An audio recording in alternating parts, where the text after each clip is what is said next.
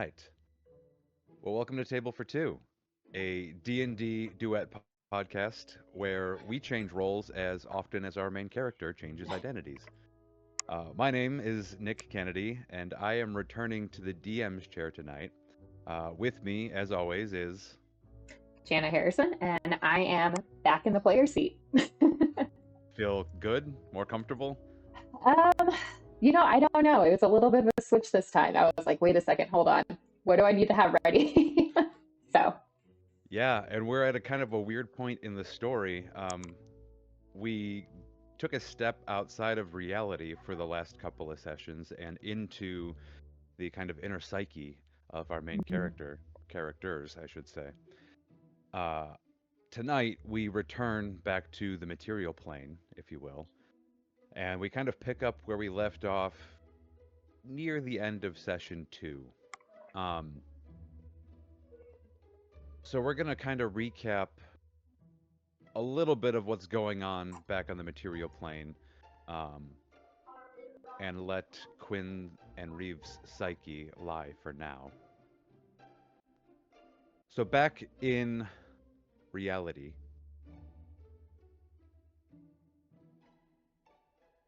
our main character, Quinn, had been offered a pact um, to receive power.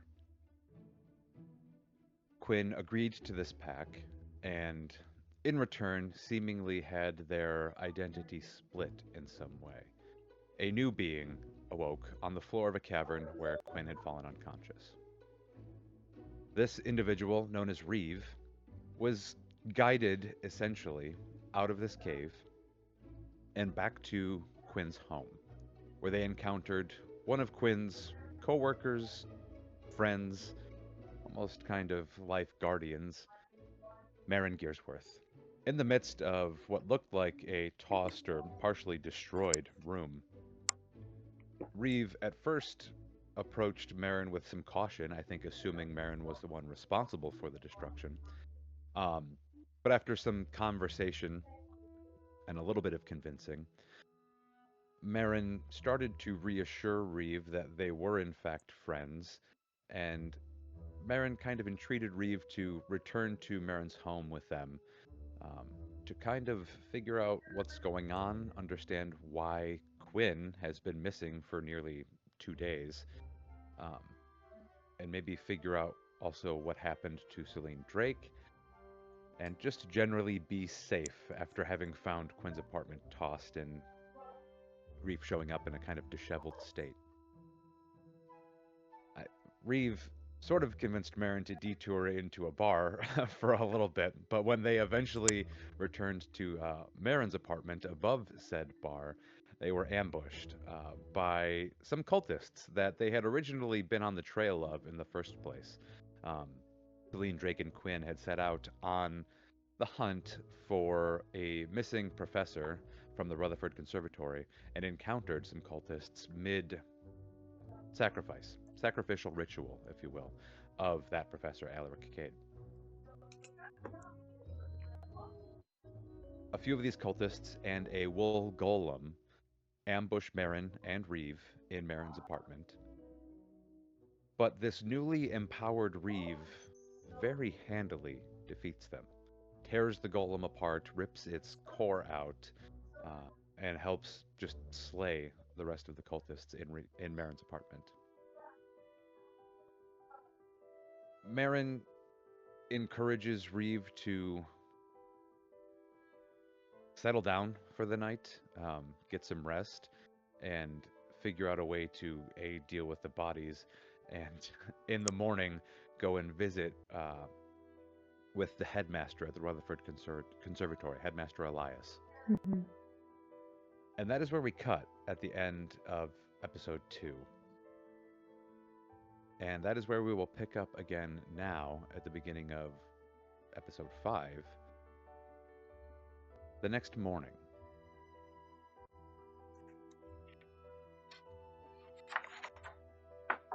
The first thing Quinn senses as their eyes start to flutter open is this smell of damp fabric and iron in the air. You feel this scratchy sensation on your skin. You realize subconsciously almost that you're lying like on your back on a cushioned surface. And there's bright light kind of um what's the word?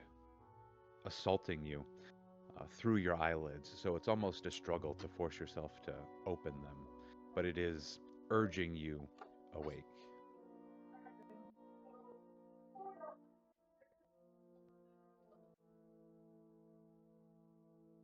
Quinn raises their hand kind of over their eyes, trying to block the light at first, and slowly starts to open them and look around,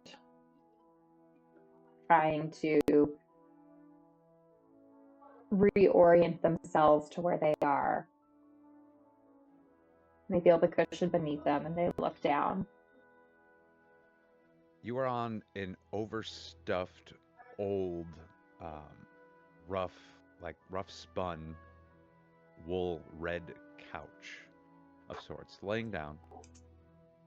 It is pushed up against the wall beneath a couple of long windows that are uncovered completely, no shades or curtains of any kind, letting in a ton of blinding natural light that is just filling this whole open room with space. This whole space entirely unfamiliar to you. The light is blinding at first, but as you look around, in the center of the room lies a dead body in a robe. And just beyond it, a large pile, a mass of just black mess.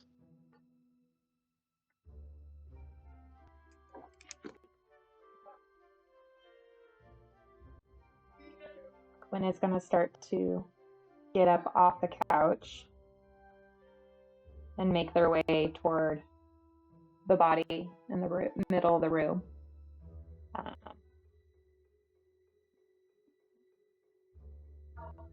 And begins to inspect, first seeing if they recognize who this being is that's there.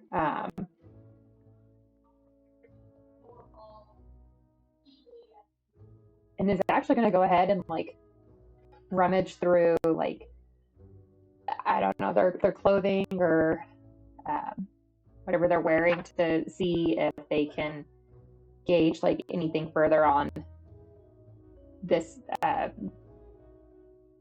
identity of this person or being. As you kind of roll the body over, the face is completely unrecognizable, but it is obviously drained of life.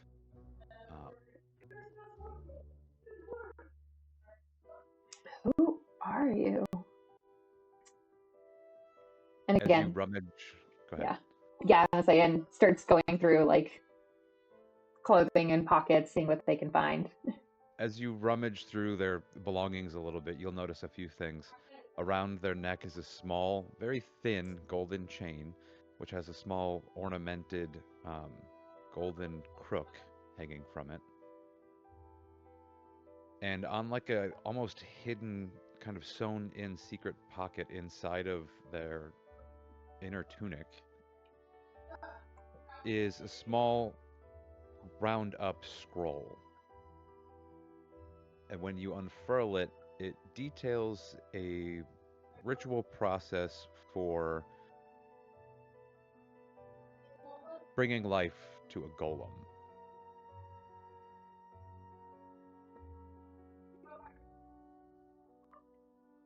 It mentions specifically the creation of a totem around which certain golems must be built.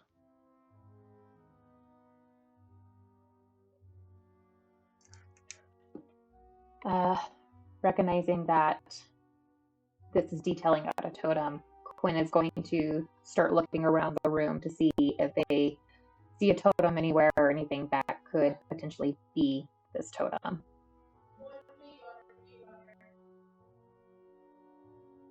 As Quinn turns, you feel a weight in your pocket that's unrecognizable to you, as you have no other belongings near you at the moment. Quinn's gonna reach into their pocket to see what this is. As you pull it out, it is a small black mass in an almost kind of humanoid shape, a little stick figure of sorts, with three golden bands around the torso that almost seem to glow with this kind of unnatural golden light. Um, and Quinn's gonna go ahead and compare the notes from the scroll to what they're seeing with this object, making sure that this seems to align with the indicators of the totem. On the very bottom margins of the page, there are a few small sketches that do seem to detail a very similar shape. Okay. Quinn is going to put the totem back in their pocket. And then they're going to look up at the heap of black mass and start to approach that.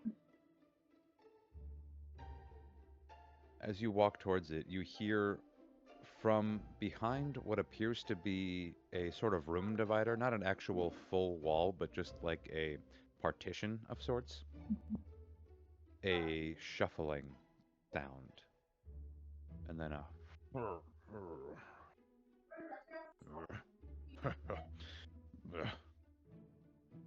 and then a thump as something hits the wooden floor.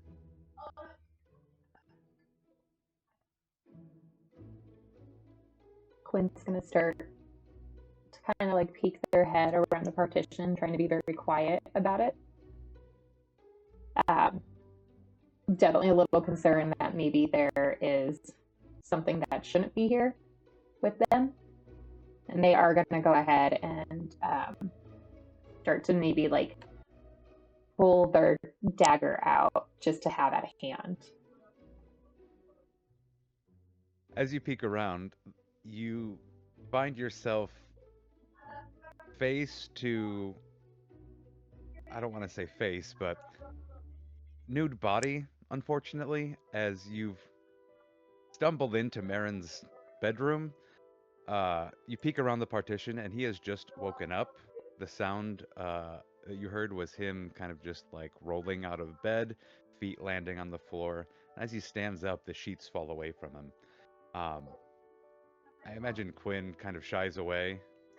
Yeah, Quinn's gonna go and just like go back around the partition, try to pretend like they didn't see anything and they weren't there. Marin will go, "Oh, shoot.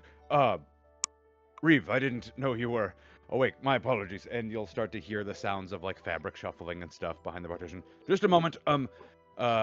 There should be, look in the cupboard. There should be some snacks if you're hungry. And maybe if you would start a pot of coffee or something, I'll be right there. Reeve, did you have a companion last night? Reeve, don't be silly. Of course not. How could I after, well, one, everything we drank, and, well, two, the mess we made in here. And you hear like a couple of zippers zipping and a couple of straps being tightened, and finally Marin comes walking around, fully dressed, adjusting glasses and putting, like scarf in place and things like that. And Quinn's just kind of looking around to see if there's like another person that would have been in the room that is maybe sleeping, but doesn't see anyone, or do they see anyone else? As you take a look around you, you do not. Marin, I hate to break it to you, but is Reeve your companion? This one in the middle of the floor? No. Quinn? Obviously. Well, much did I you... thought it was obvious too. You said you went drinking last night. Did you imbibe a bit too much? Too heavily? All right, Quinn. Have a seat. I'm going to make some coffee.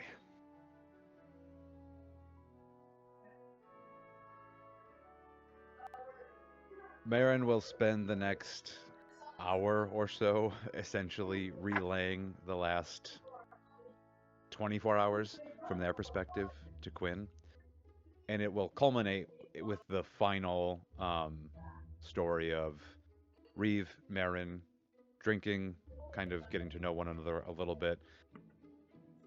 He kind of emphasizes, Marin kind of emphasizes how confused they were. Excuse me, that Reeve returned, not Quinn. Um, and now feels equally confused again that Quinn is here and unaware of Reeve's existence.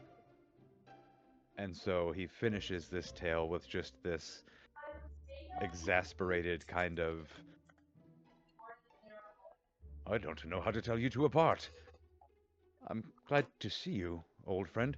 Um, Welcome to my home?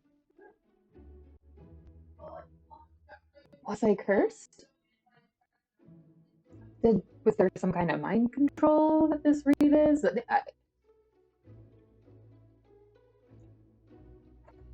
I Quinn, you know my expertise is in the mechanical, the natural. Uh, Look, this Reeve and I discussed last night, visiting the headmaster this morning, in hopes of, well, getting some help with this whole situation. I think that is perhaps still the best course of action. This is beyond my understanding.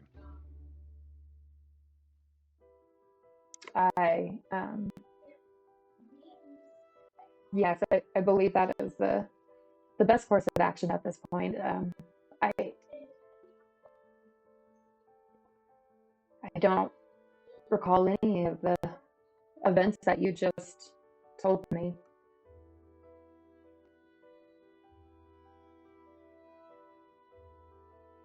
That And is concerning. my only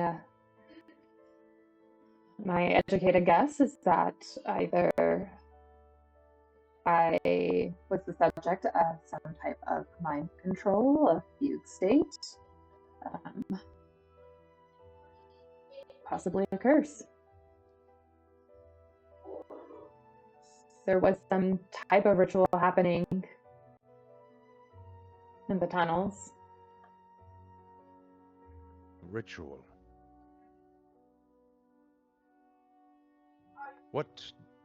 What's the last thing you remember?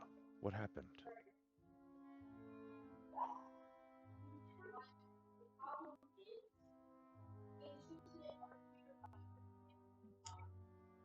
And Quinn suddenly feels this immense sadness and disappointment.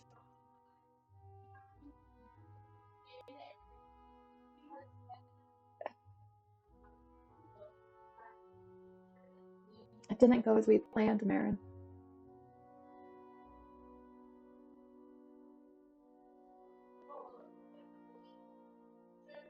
We weren't able to save him. You found Alaric? I believe so.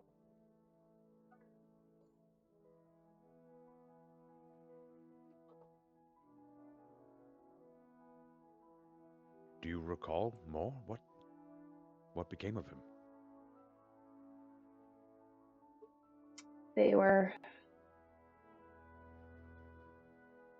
They were torturing him.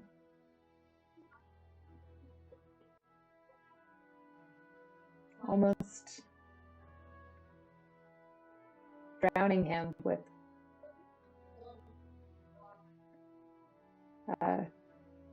some kind of altar and chanting, and Celine and I went to stop them.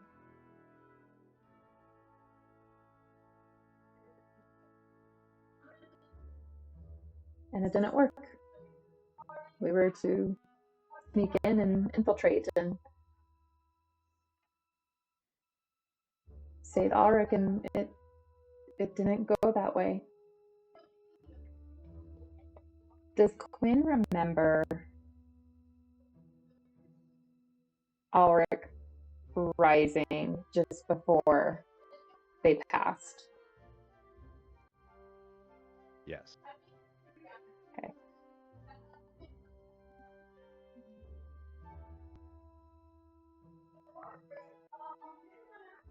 I'm sure, though, that Ulrich may have been resurrected.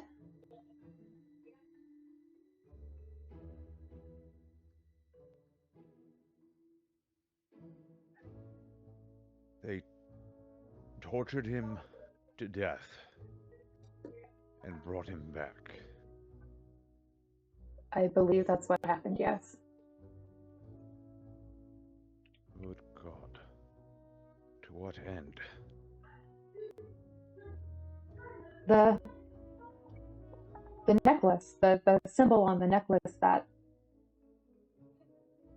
the deceased individual in your living room,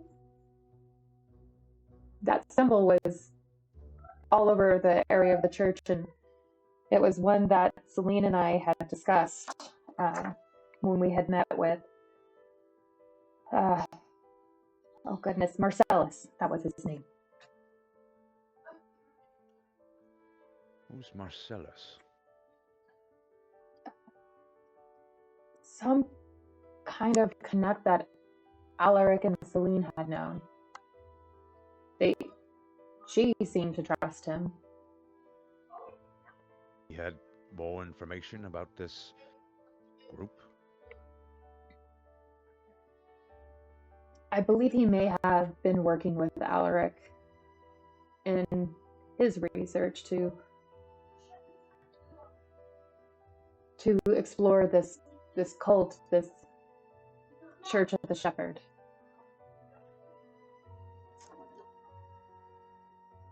It may be worth revisiting this Marcellus as well. But I fear it might not be much use until we figure out how to rectify this lapse in memory or time you seem to be experiencing. Doesn't do us much good if you forget who you are half the time. Yes.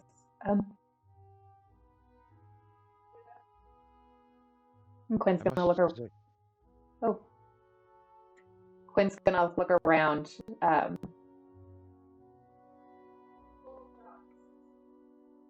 Marin, do I have any of my items? Have you been to my apartment? Do you? Quinn, the cult, they destroyed your apartment. It's been ransacked. I believe Reeve and I were able to recover some of your journals. But many of your things appeared to have been taken. Which journals? Where are they? They're just over here. Marin kind of reaches towards like the end of the couch, just kind of out of sight. There's a bag of some of your belongings.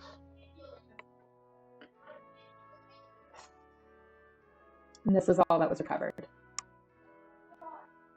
Everything we took with us when we left, yes.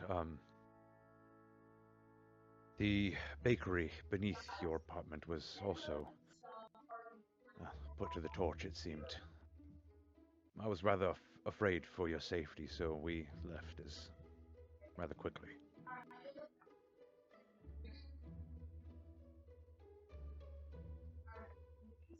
You can see that Quinn is lost in their frustration and their eyes are darting back and forth. My journals, my years of research, it's gone. How am I going to recover that?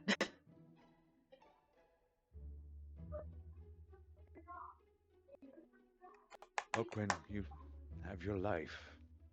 That means you still have time to do more work.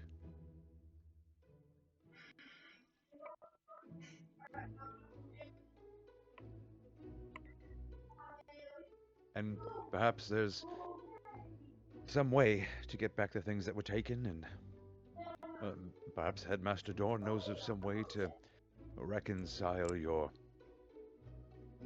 different natures.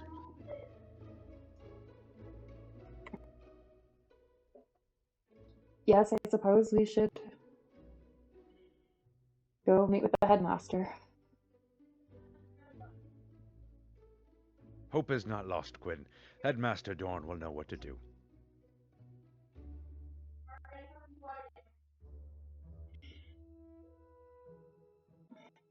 What am I wearing? As Quinn looks down, they notice that they're now in this like ruffled, vibrant, uh, more ostentatious outfit than what they would typically wear. Marin, where are Ah, my clothes? well, Quinn, your clothes were rather destroyed. Reeve borrowed a few of mine. You look handsome. Come on, we've got to go. Quinn's gonna start trying to like fix it so that way the ruffles are like more flat and hidden and like trying to tuck in certain things and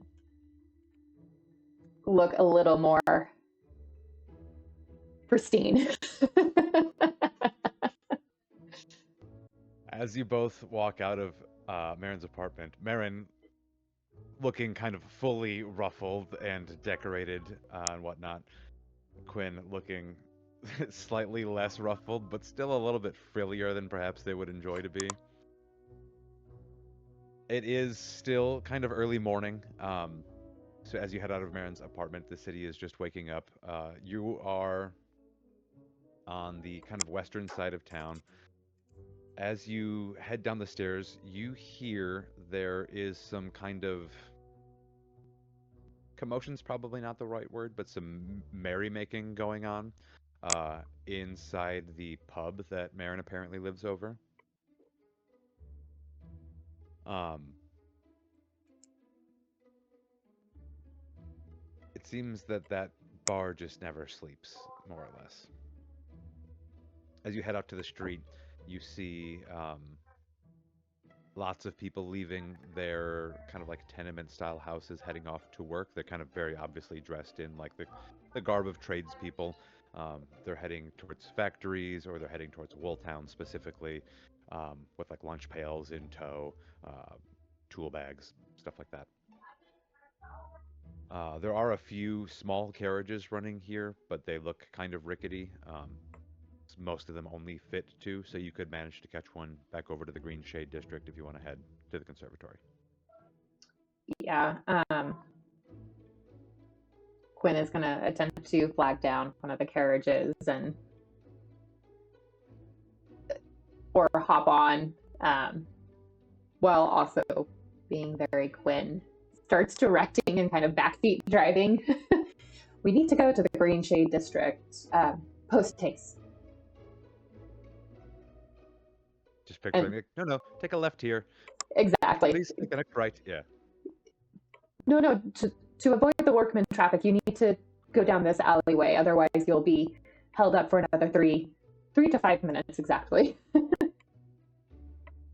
Quinn, just enjoy the ride. We've got plenty of time. But do we, Marin? Truly. Well, we don't know if the clock is ticking or not, so till we know more. It is not a very long ride. Being on in a horse-drawn carriage does make it go by quicker. So you get to the other side of the city in about 20, 30 minutes or so. Finally, this side of town, the Green Shade District, is waking up. Like I've mentioned before, the conservatory and the library kind of loom over this whole part of town. And it seems like a lot of traffic heads this direction at this time of day. So you kind of join the throngs as people head to work, to school, to study. As you enter, even though people are walking the campus grounds with you, you kind of obviously head towards the staff area. Hmm. It is almost eerily quiet.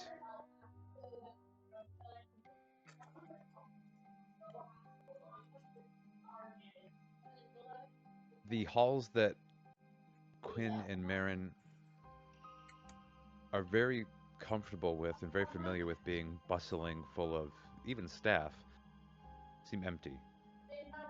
Most of the doors to the offices that are typically open and typically contain people either hard at work, preparing lesson notes, preparing classes for the day, are almost all shut. There are papers kind of scattered on the floor here and there. Many of the torches and candles are left unlit. As you make your way towards the sort of staff room for the uh, Arcane Recovery Task Force Department, that kind of meeting place,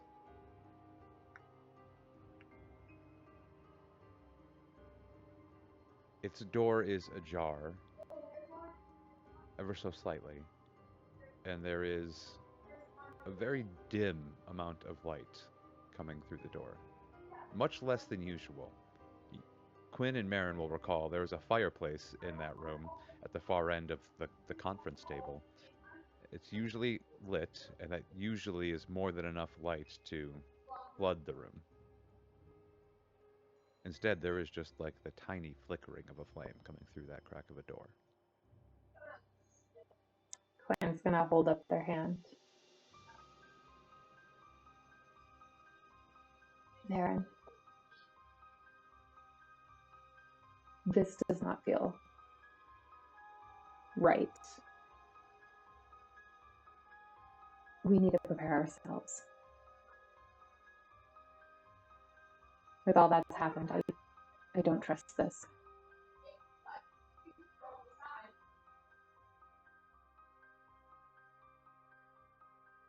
Well, I trust your instincts, Quinn.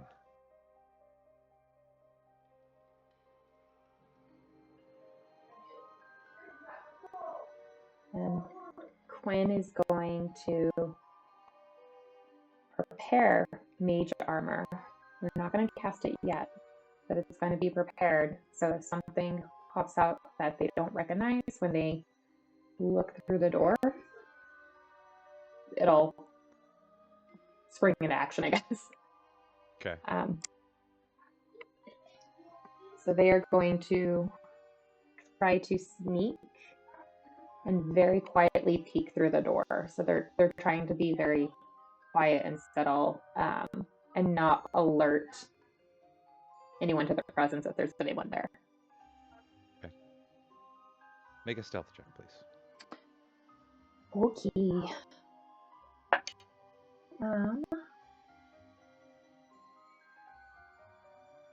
It's a 12. Okay. Quinn is not super used to being sneaky, but being a little hyper conscious of their clothing, they're like moving very slowly. So as you approach the door, you do so silently. As you peek in, at the far end of the conference table, in front of what would be normally a roaring fire, instead is just an empty fireplace, sits a lone figure in front of one burning candle. Or I should say, from your perspective, behind one burning candle. It's the headmaster, Elias Dorn, hunched over the table amid piles of books and papers. One in particular spread open in front of him. His head is just kind of hanging in his hands as he seems to pore over it.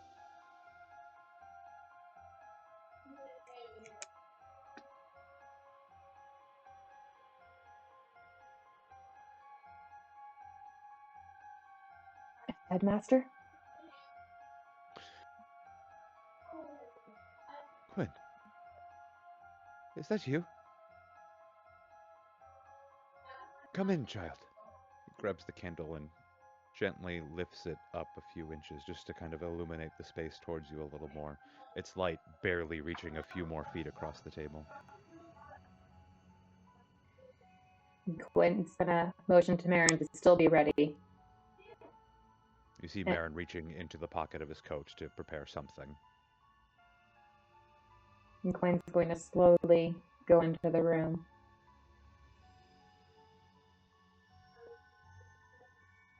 Headmaster, what's happening?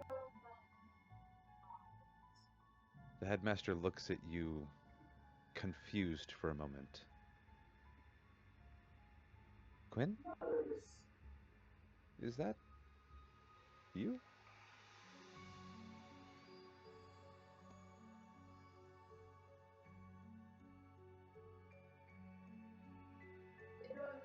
I don't mean to be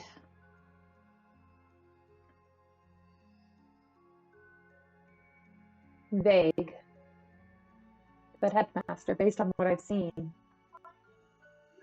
can I trust you? Is it you? I may. But are you? No. Sorry, things are.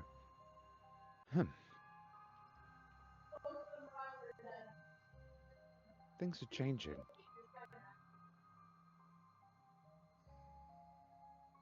You've seen it, haven't you?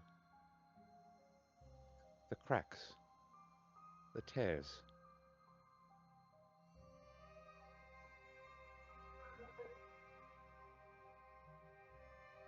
The tears, cracks? The veil. Breaking. Headmaster.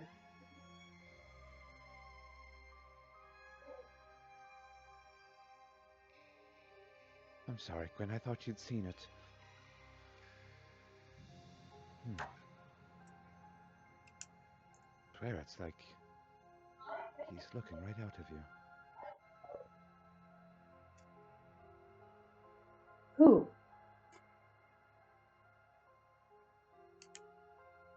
Who? What?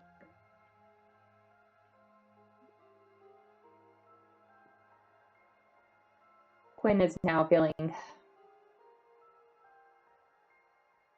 unsure and uneasy, and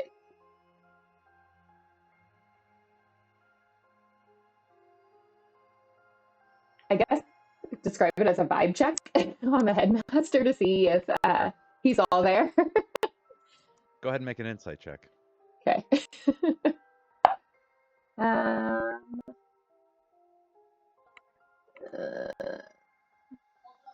14.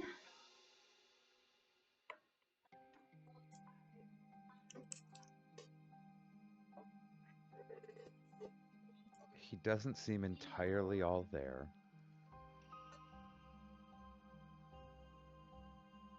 As you interact with him,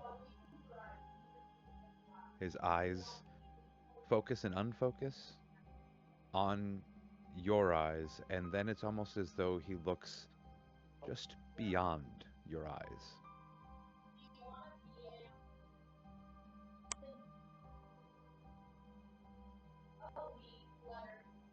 You don't detect any maliciousness.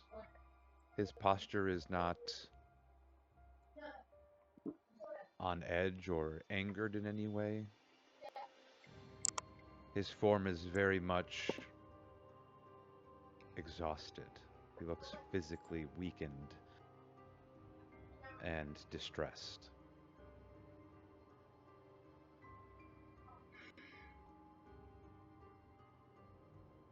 Oh, Headmaster. is that you? Yes. What's happened to you? I must have lost track of time.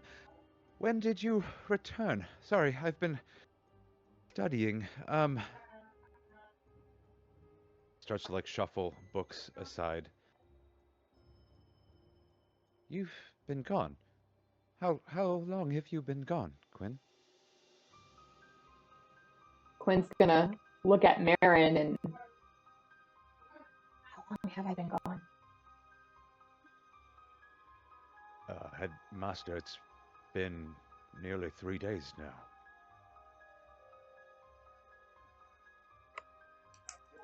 3 days, huh? I've been poring over these texts, I guess for 3 days. I dismissed most of the staff. They were inquiring too much about schedules and students and classes. The research was too important. It demanded my attention. But the ideas, they just began to spin together. And the thread, it just began to swirl and spiral back in on itself. But I think there was something. There was mention of... Yes, Alaric. He was onto something. Did you find him? I believe so. But I'm unsure of Alaric's current status. He went searching for, I believe, a religious group, an order of some sort, a cult of the shepherd, a church of the shepherd, something the like that. Church of the Shepherd, yes. That's what he was last researching before you had tasked us to find him. According to my studies, his hypothesis is correct. Hypothesis? Magic is fading because the elder god, outer being that created it or gifted it to us has been locked away for eons, apparently. I don't know how long, but the longer this being, this shepherd, has been locked away, the weaker magic has gotten.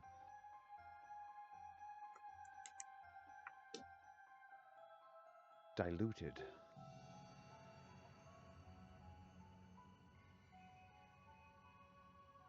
Alaric believes the cult is attempting to unbind this being. These texts that I've been reading, they reference seals created through some ancient rituals. Here, on the material plane, the being's own powers wielded against it. Magic rituals used to bind it. Beyond our realm.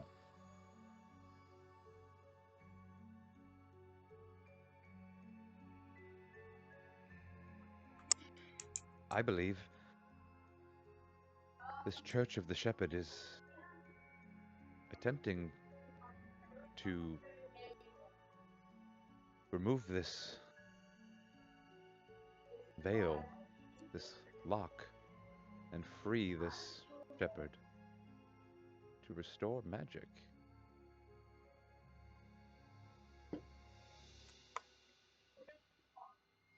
Would Quinn know anything about the elder gods or outer beings that Ulrich was researching? Does anything pop out to Quinn regarding that? Make a history check. Ooh.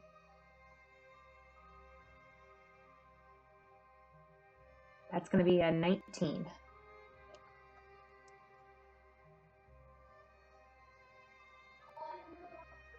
Answer one question for me before I give you your answer. Okay. Is Quinn religious? Beyond the belief in the arcane,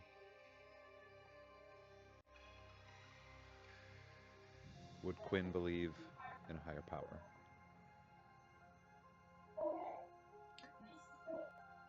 I don't know if Quinn would necessarily be someone of faith, but I would say that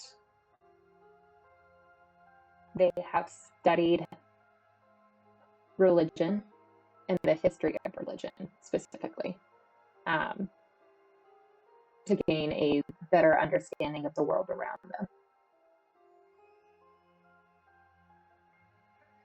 In that context, then, here's what I'll tell you. Okay. Quinn is well aware that there are two main systems of belief in the world of Vile.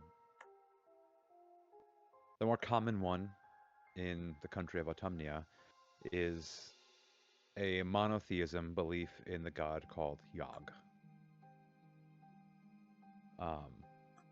A kind of all-powerful, all-seeing, benevolent deity of sorts.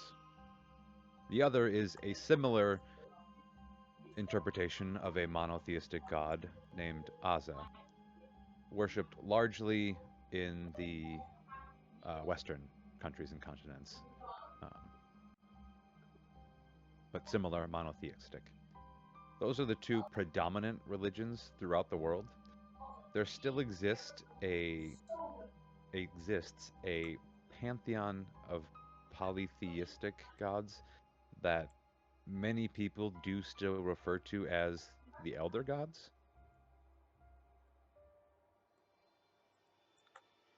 But even predating the elder gods, who are still worshipped in some smaller nations, were references to the great old ones.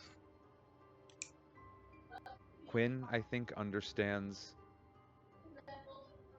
religion as stories that build on one another, and borrow from one another, and recognizes that the Yog that is worshipped now by even his companion Marin is maybe a derivative um, of the Yog Sothoth that the polytheistic, pagans believed. And that being was said to have been spawned at some point by one of the great old ones. So there is a thread that can be followed through history, through the stories, through the cultures, from the current system belief to the older systems of belief, and even the forgotten ones. So Quinn is, I'll say, more aware than most that there is stuff out there, or may have been things out there, that have been forgotten to time. And while Quinn maybe never firmly believed in a god to begin with, if the supernatural is possible at all, then any of it is possible.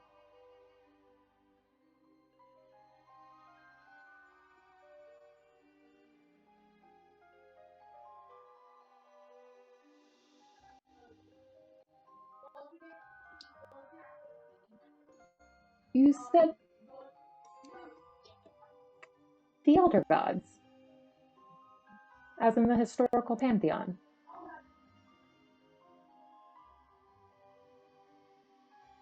Yes? Headmaster, may I see your research? And Quinn's going to start walking toward the conference table to see what papers and books that Elias was reading or reviewing.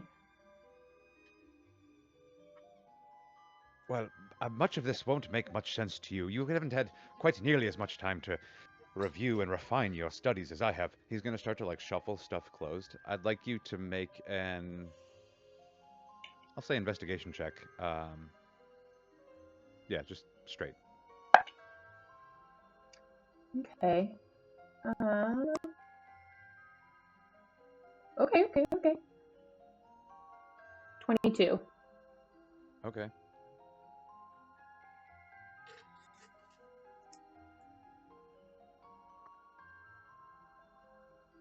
As you approach,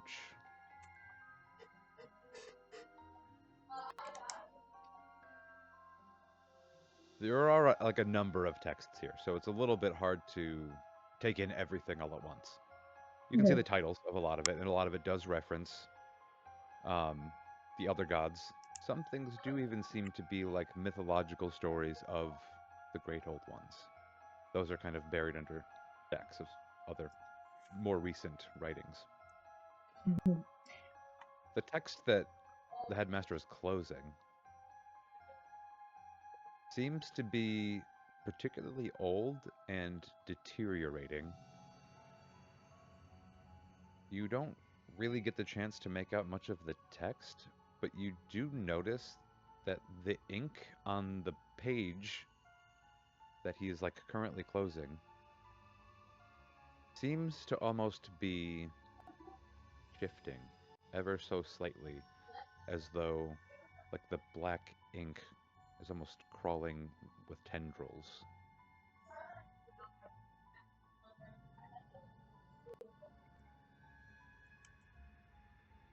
Quinn's going to note this, and then they would like to take in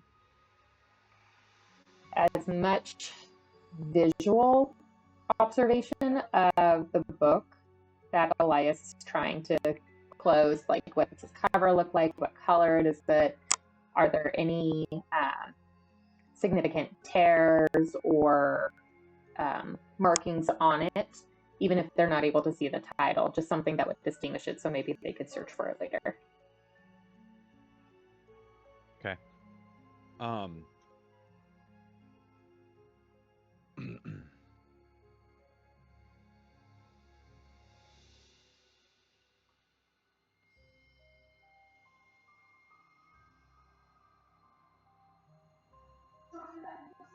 As he is like closing the book, you'll notice the title is a dull yellow, almost looks as though it was gold leaf that is kind of like flaking off and just dulled on like a black leather binding that is also significantly worn. It's called The King's Covenant.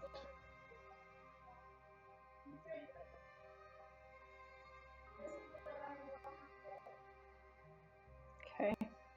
And as you glance just a few glimpses of the flashing pages as they flit by as he's closing the book, you think you pick up a few notes detailing pacts made between a being known as Haster and their followers.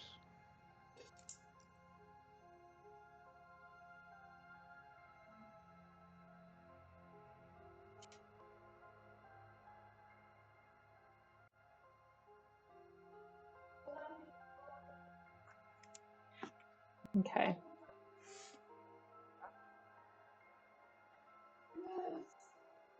With the peculiarity that the headmaster is displaying, Quinn is going to very cautiously share the details of what happened in the tunnels. and very intentionally, they are going to keep Marcellus's name to themselves, and that they think Alaric may have been resurrected. So they're going to say that they were able to find a tunnel system beneath the witch's steps, that there was a ritual, and they believe Alaric is dead, and that Celine fell in that confrontation. And then that Quinn awoke in Marin's apartment, and that's all that Quinn is going to reveal. Okay, so leaving out the Alaric reawakening and leaving out being Reeve. Yes. Okay, and leaving out Marcellus. Okay.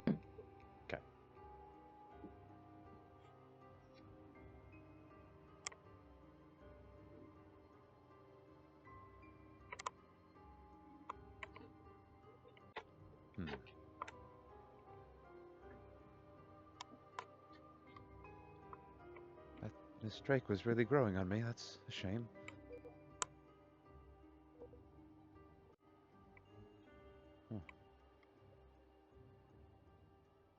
Well,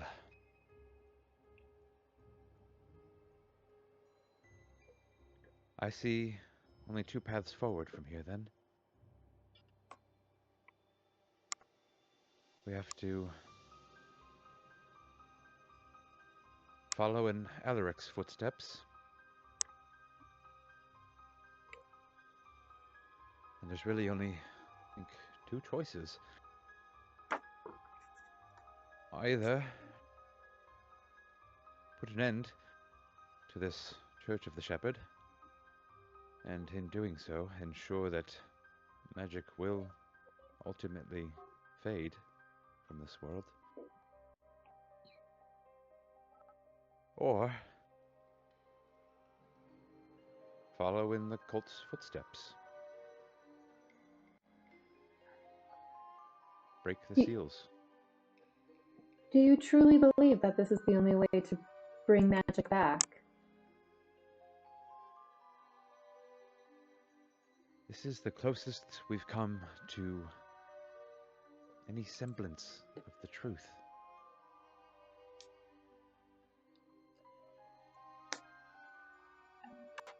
Headmaster, I refuse to believe that.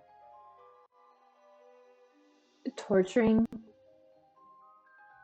killing, sacrificing people to bring back magic? There must be another way. Quinn, I don't say I relish the cult's efforts or means. I'm not suggesting that you emulate their practices, merely that you adopt their goal as your own.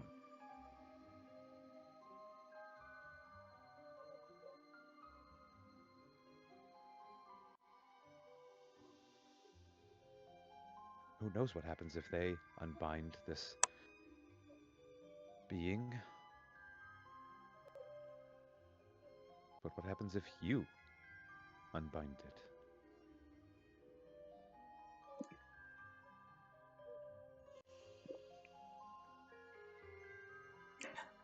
I believe we need to do more research. What happens if we break the seals? How do we break the seals? Well, I've been researching these seals, and I've been doing my best to divine what this church might be up to as well. I believe they've broken one seal already, and are working towards the next, which I believe is right here in this city. How many seals are there? My readings say 5 in total. So I believe that maybe 4 remain. I think the next this church attempts to target is beneath the haunted gate in the old catacombs. but my readings say these seals that were created via arcane ritual require arcane ritual to be shattered.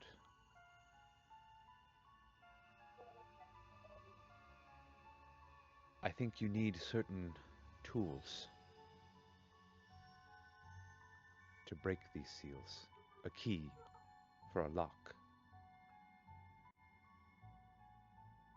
I read of a mask used in an old ritual, the original ritual. I think you need to recover the tools from the first ritual.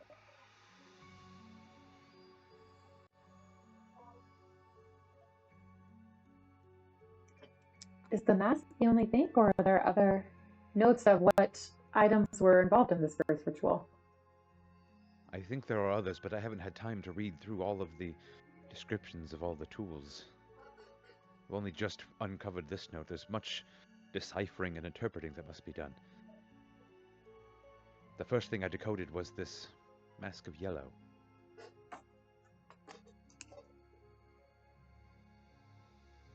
It's said to be lost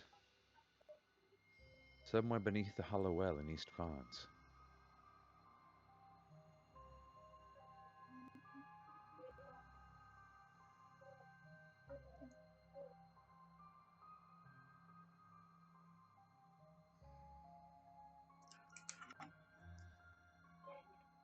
All of these tools are needed to complete these rituals. I suppose we should find this mask. Yes, but you must go with caution. Quinn, I know you spend most of your time studying magic and have perhaps ignored many of this city's historical details. The legends of the Hollow Well and the lake beneath it suggest that it is a daunting place not to be taken lightly. The stories say whispering one's deepest secrets to the lake can cause its waters to rise and reveal a vision of the future.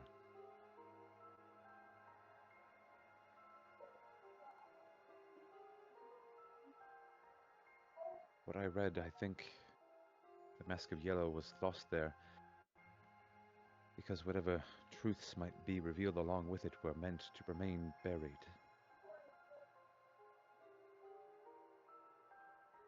Truth is not given freely. You will not leave that place unchanged.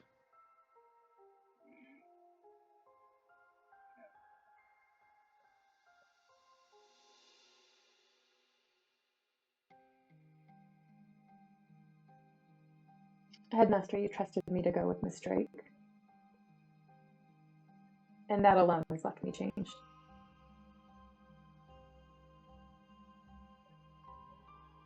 I see that. Dreams. You have them, don't you? I wonder. Are you the key? Or the door?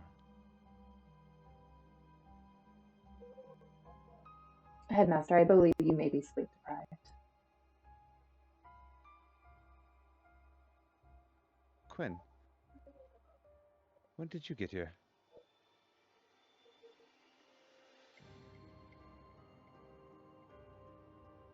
Quinn's gonna look over at Marin.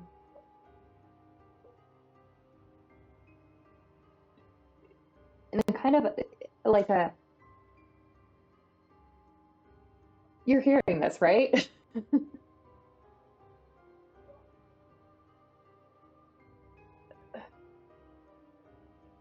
Headmaster, are you feeling all right? Marin, why are the two of you always barging in here? Can't you see I'm busy at work?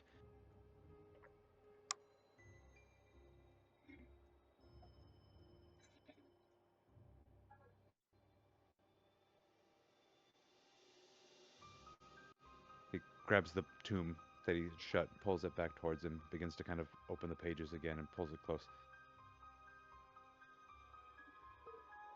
If neither of you need anything, I must return to my studies. We'll be leaving. Come on, Marin. We have research we need to do.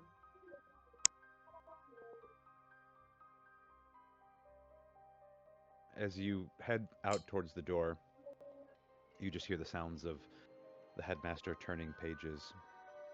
That sound of paper fluttering in Quinn's mind is gently, softly replaced with the sound of water dripping.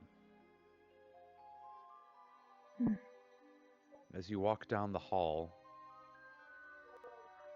out of the conservatory, you hear a faint whisper.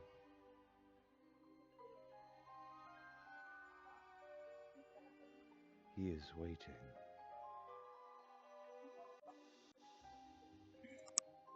Quinn's gonna look over their shoulder, see if they can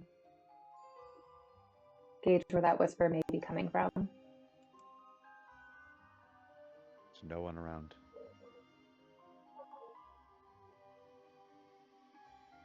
Other than Marin, who's leading the way at the moment.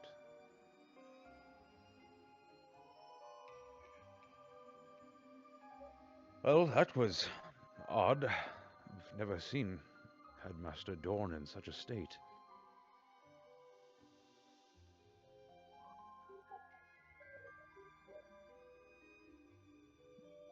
Marin, do you know who Marcellus Locke is? Only what you've told me of this individual. Yes. We need to find him, I feel like.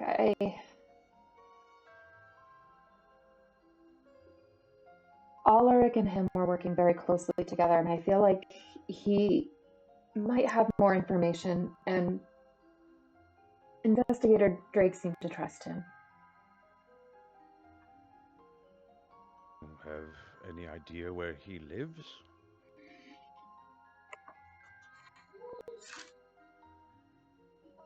No.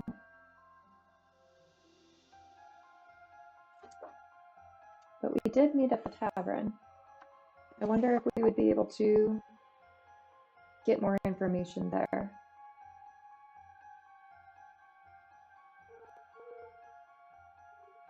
We need to head to the Black Loom Tavern. Right. The Black Loom it is. I suppose I could use a bite anyways.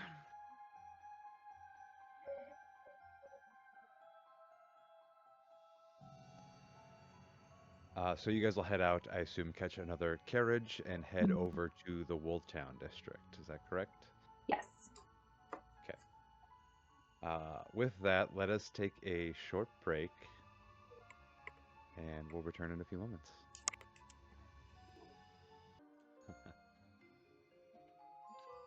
All right, welcome back. We are returning to the city of Varnes. Quinn and Marin are just now arriving at the Black Loom Tavern, hoping to find more information about Marcellus Locke, a contact that Quinn met briefly way back in Session 1 on their original search for Elric Cade. As you walk into the Black Loom Tavern, it is about noon now. The place is mostly empty, but not entirely. There are a few laborers from the nearby textile factories having lunch, or liquid lunch. And a couple of what look like working girls taking breaks, also enjoying a pint or a bite. One single employee of sorts behind the bar, looking a little disheveled. A tall, well-built gentleman in a kind of raggedy, only partially buttoned vest, white button-down shirt beneath it, but the sleeves are rolled up and it is stained. Notice a yellowing at his lips and on his fingertips. Dusty kind of mustache and some thinning hair with gray at the temples. What'll it be? We're looking for Marcellus. Has he been here recently? No idea who that is. We were here a couple days ago. I was with a woman. We sat in that back corner over there. And Quinn motions to the corner that they had initially sat in. Look around you, kid. A lot of people come in here with a lot of women. Oh, not that type of woman. She was an investigator. You're gonna have to give me more to work with. Investigator Celine Drake. Black leather coat. Hair in a tight bun. Sounds a little familiar. Nope, not quite doing it. You might have to jog my memory some more. And Quinn's gonna look a little annoyed and pull a couple gold pieces out of their pocket. Does this help? It's coming back to me a little more clearly now. I remember the woman in the leather jacket. Yeah, sure, with the tight bun. Seemed like a real uptight kind of person.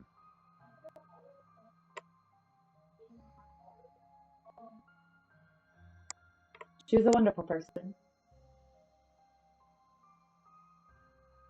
You say so?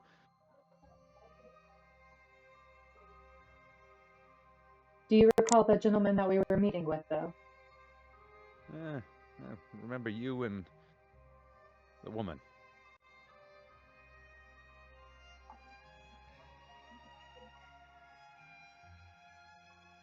My memory's a little foggy. The barmaid that was working that day, 2 days ago. Not She got our working today. drinks. Would I be able to speak with her? Nope. Speaking to me.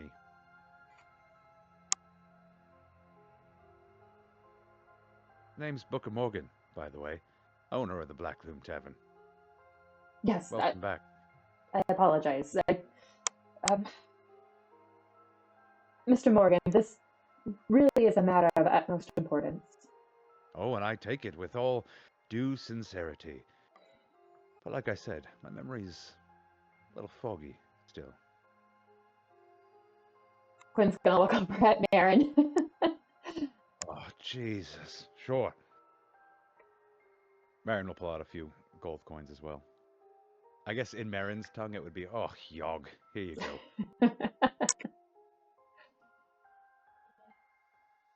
Tosses a few gold on the bar top. Oh, yeah. The real pompous-looking bloke. Tried to cover himself up in a cloak, but you could still see the gold buttons and belt buckle. Sure. Yeah, that's him. What'd you say his name was? Marcellus. His name was Marcellus. Ah, Marcellus. Yeah, I've seen Marcellus a couple times. Mr. Morgan, would you say he's a regular? Could we expect him later today, or?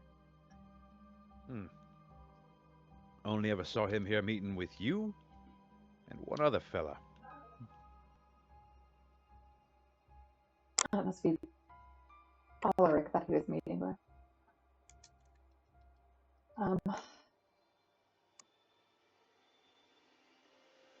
Wouldn't call him a regular, but I had seen him off and on the past couple of weeks. Couldn't tell you when to expect him next, but for a few more gold, I'd be happy to take a note for him. Yes, yes, yes. And Quinn is going to go ahead and uh, give Mr. Morgan a couple more gold. Probably about 3 pieces of gold this time.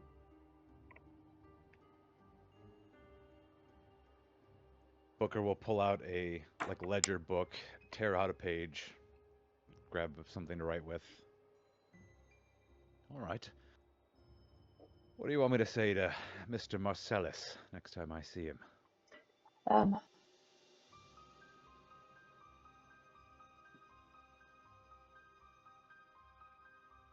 would you ask Mr. Marcellus, Mr. Locke, to, uh, when you deliver this message, to have him meet us at the burned down bakery in Greenshade? We'll be there waiting for him. All right. Sure. That's it? Yes. At this time, that's it. Um, Mr. Morgan, you don't happen to know what occupation Mr. Marcellus has, do you?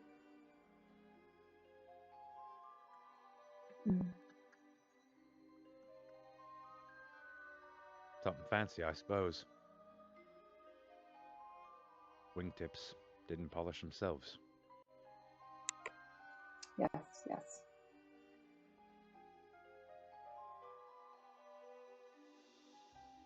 The upper crust, right? Don't visit us very often. A fellow like him stands out like a sore thumb no matter how hard he tries to hide it. Well, Mr. Morgan, I do thank you for your time, and I appreciate you relaying this message. Pleasure doing business with you. He'll fold up the letter and stick it inside a little inner vest pocket.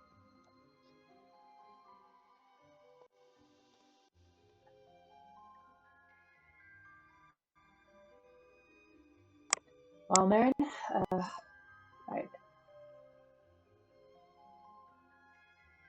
I don't.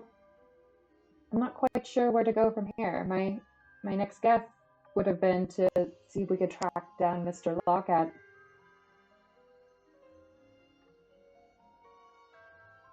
his place of occupation or his residence, but it seems we'll have to wait.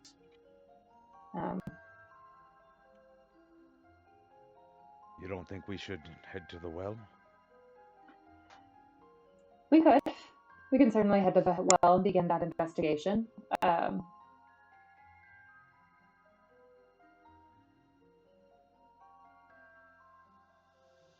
You seem nervous.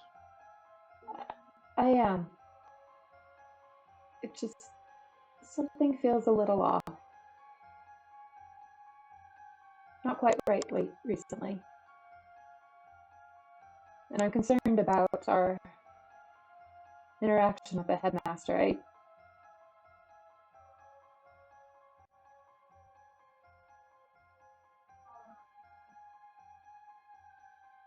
I'm suspicious that he's hiding something.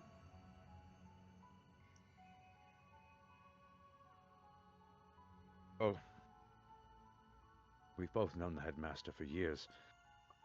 Certainly seen him better off than that.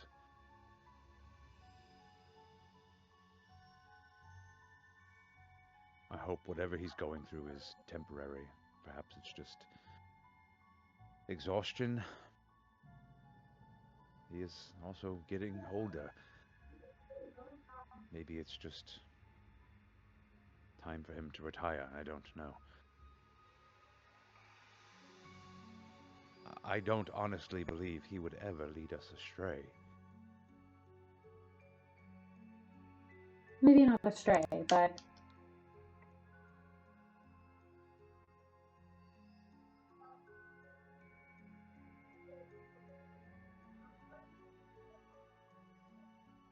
maybe not disclose as much as would be helpful. Oh, Mr. Morgan, I apologize. Will you attach to that note for Mr. Locke that if we're not at the bakery to let us know where we could best locate him or how to summon him if we need to reach him?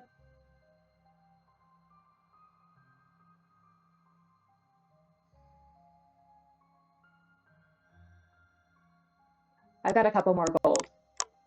I'm going to say, if he isn't willing to pay for the return message, then I'm going to charge you. So I'll take this deposit. And yes, if he relays a return address, I'll hold it for you. Thank you.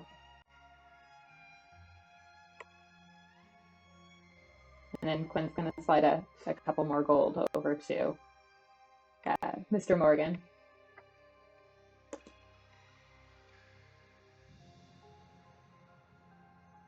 All right, Marin. I suppose the best guess now is to head to the well and see what we can find there. All right, outside the city walls it is, to East Varnes.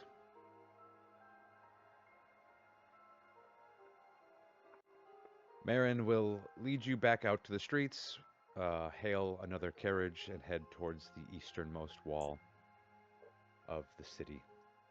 Let me see here. I need to check my map real quick because I believe you are heading towards. I don't have a name for that gate, do I?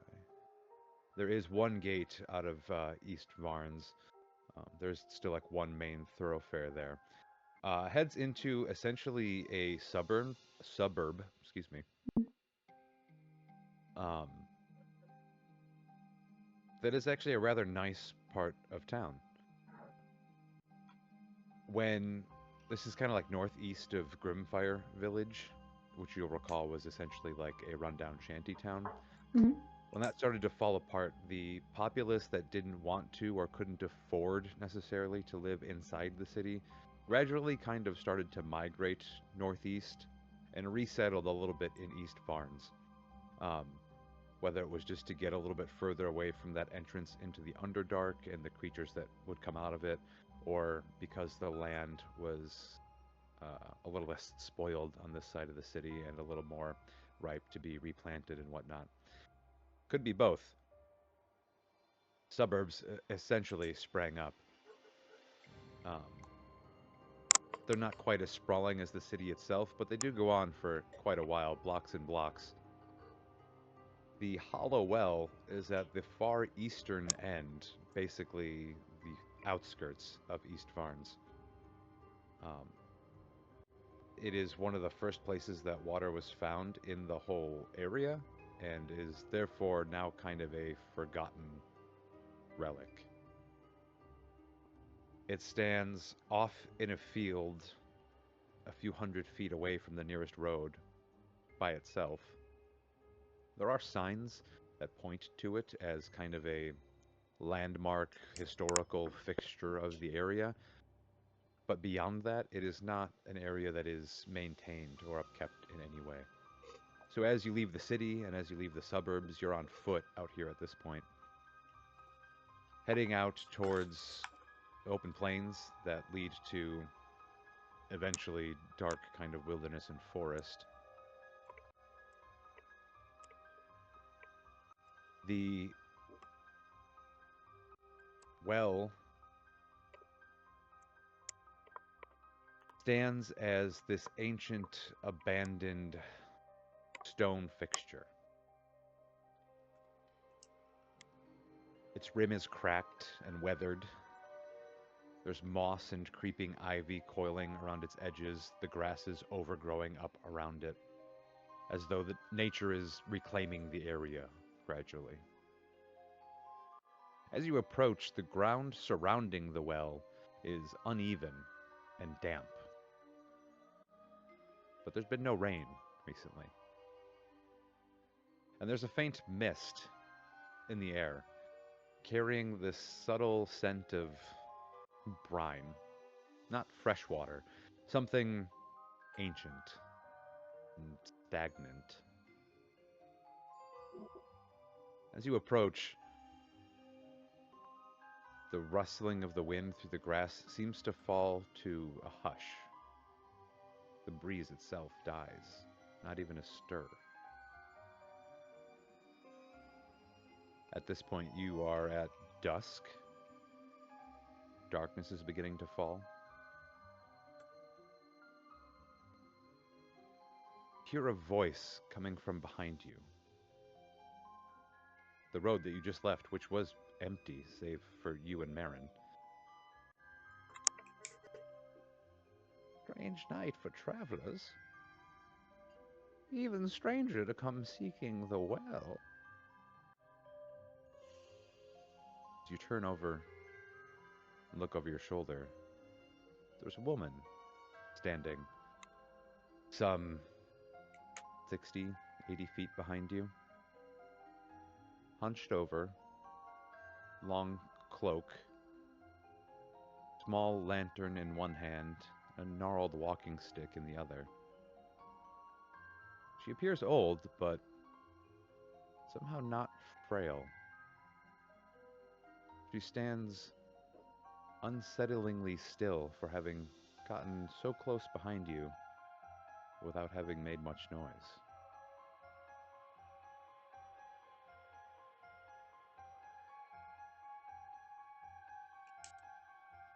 Oh, pardon us, ma'am. Were we disturbing you at this hour or through your walk? No, no disturbance, dear. I was waiting. Waiting? Yes.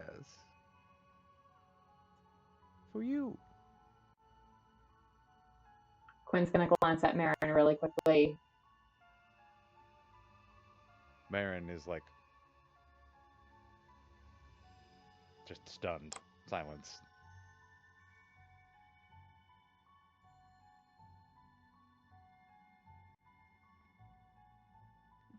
What were you waiting for us for? Wait here for all the foolish souls who come seeking the well's visions. I'm Mother Yelva.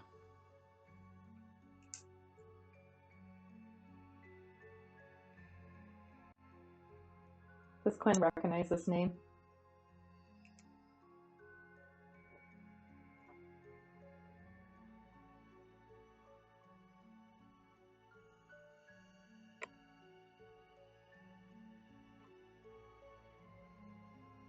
Mother Yelva, we're not seeking visions, though.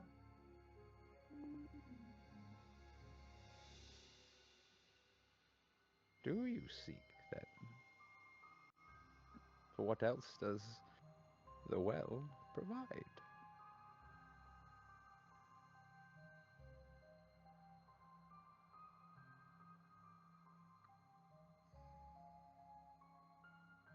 We're seeking a key.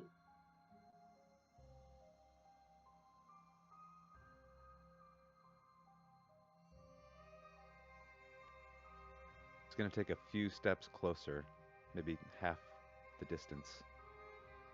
A key.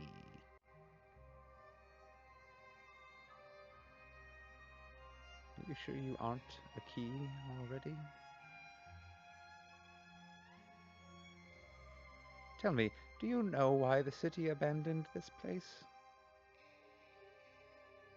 The lake remembers.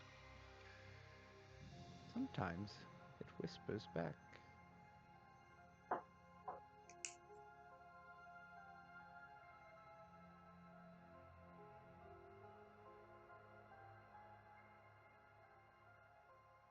What does the lake whisper to you? The lake whispers nothing to me, for I share nothing with the lake. The lake does not give freely. You must tell it a secret, a real one, your deepest darkest secret, a piece of yourself.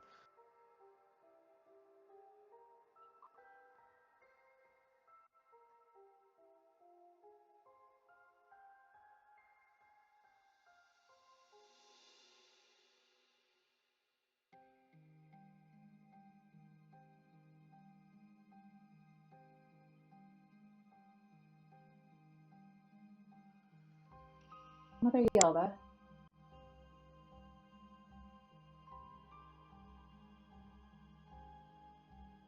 what if you're already missing parts of yourself?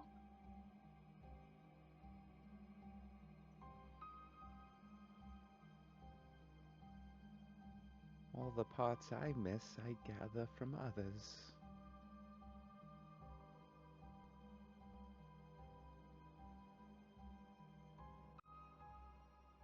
Who are you? I told you. I'm Mother Yelva.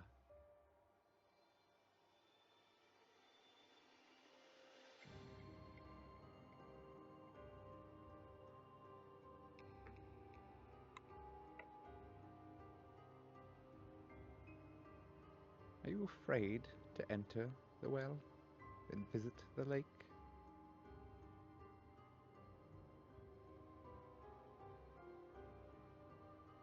You'd be foolish to not be afraid. Indeed.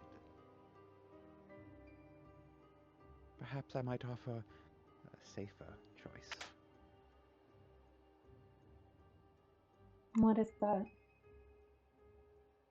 Tell me your secret, and I will grant you a gift.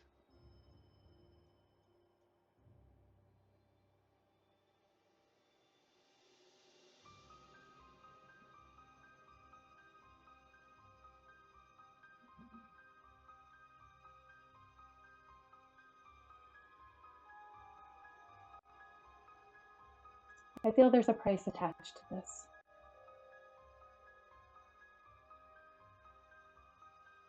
What will this cost me?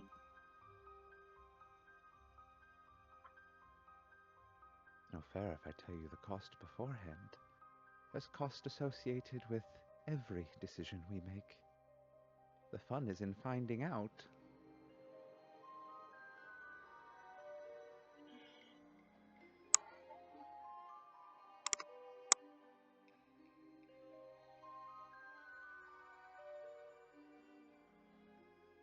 Marin will take a half a step closer to Quinn and kind of gently elbow them, and then start to tug on their elbow to like pull Quinn to face them.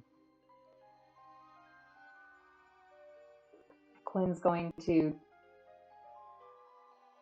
slowly turn to face Marin, still trying to keep Mother Yelva in their periphery. Quinn, I'm getting a real bad feeling about this. I wouldn't give her anything.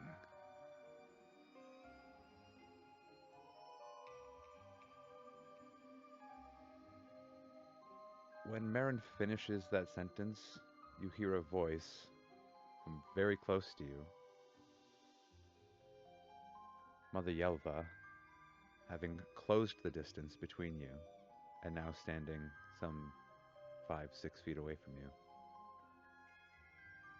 Take your chances down the well, then.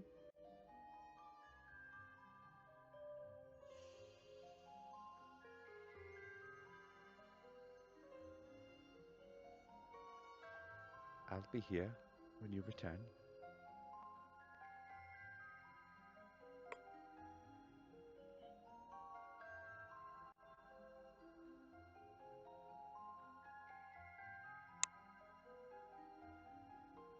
Marin,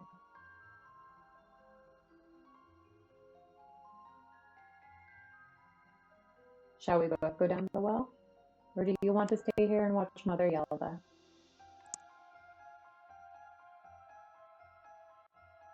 Quinn, please don't leave me alone with her.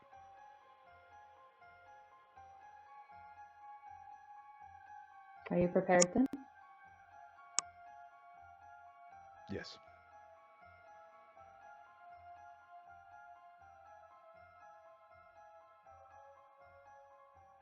All right.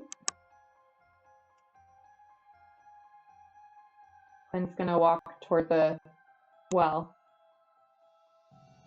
and look over the edge. Darkness, as far as you can see. There is still like a crossbar hung over it with a rope leading down into the darkness.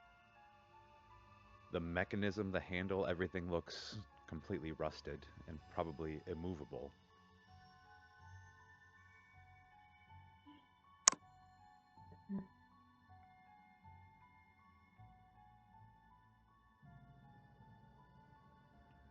Well, Marin, how do you propose we get down there?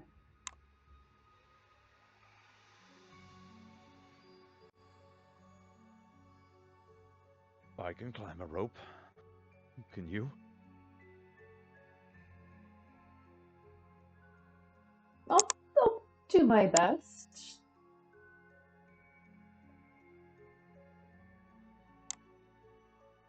I'd like to suggest that you go first then, but perhaps I should go first and catch you if you fall. Yeah, I'll go first. Okay. Marin sits down on the edge of the crumbling stone, and one stone shifts as they do, and he almost, oh, shoot, reaches out, grabs the rope, like full body weight on the rope, tugs on it, and it holds firm. Whew, that got my heart going. All right, now I'm ready. Flings his legs over the wall. The key is to lock your feet like this, and he kind of shows Quinn how to like wrap one foot under the rope and kind of lock it in between 2 feet. Just use the pressure between your feet to gauge your speed down the rope. Down's a lot easier than up. We'll worry about that later. And then just starts to slowly slide down, kind of hand over hand, into the darkness.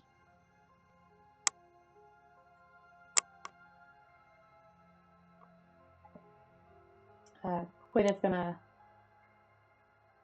peer over the edge and see if they can see Marin going down or not. Yes. So the darkness is not impenetrable. You can see him go down, see them go down. It does extend. The darkness extends beyond 60 feet, though. So when they get to about 60 feet down, they start to fade from your view. Okay. Soon after that, however, you hear an echoing voice shout up, "Made it!" Well, I suppose it's my turn. Quinn's gonna peek over their shoulder and see if they can clock where Mother Yalva is before they descend down the rope. As you look behind you, Mother Yelva's not there.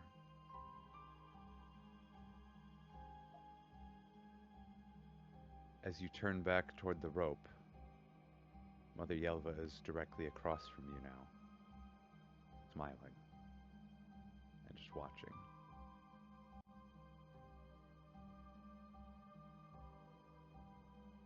You won't cut the rope, will you? Dearie, I wouldn't dare.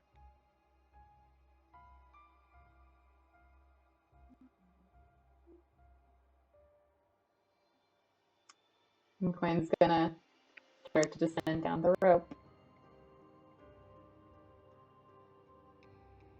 Make an athletics check, please. Ooh, this will be fun.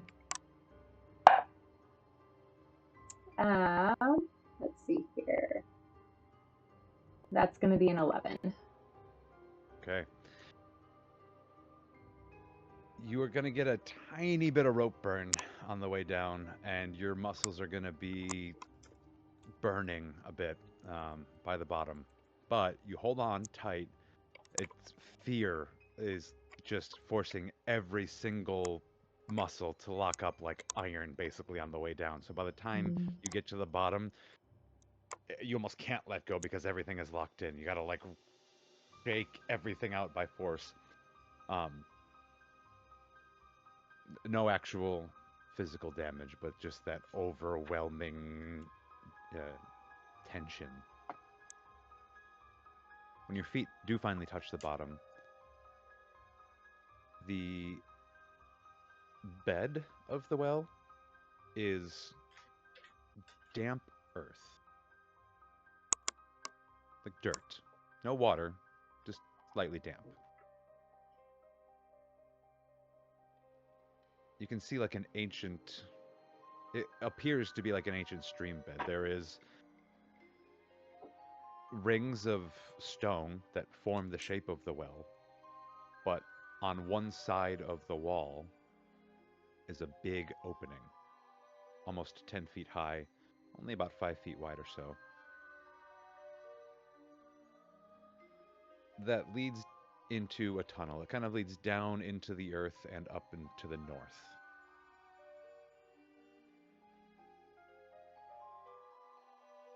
Down the Well, tunnel, the air is thick and heavy.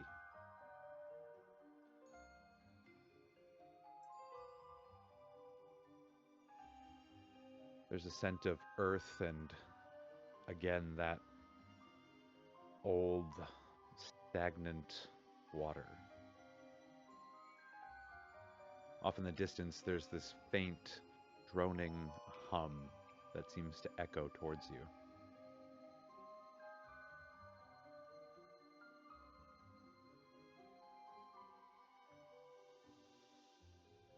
Marin, do you hear that?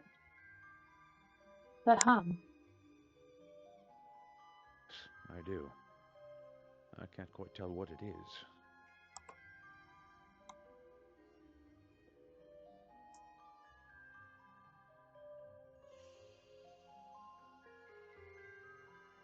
I believe we need to head that way. Plus, it's really the only direction we have to go on. As you head down the tunnel, that hum does get a little louder.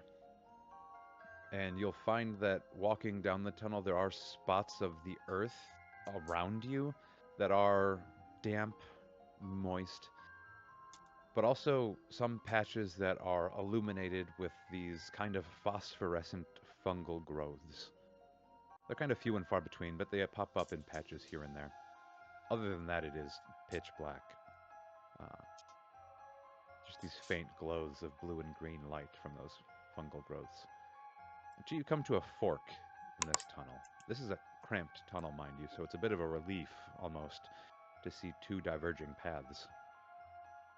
One to the left, and one to the right.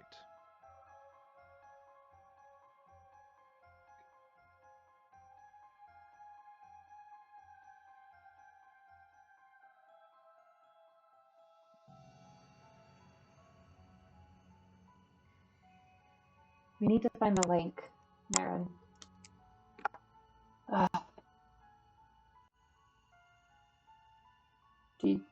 Do you have anything on you that can, I don't know, detect water? Ugh. Quinn, I hate to say this now, but I'm not much of a survivalist. I don't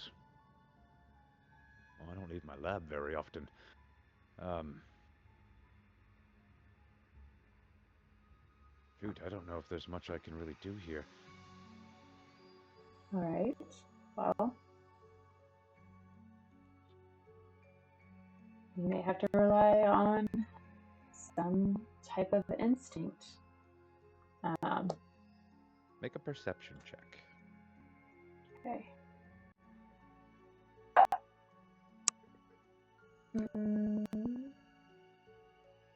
Perception.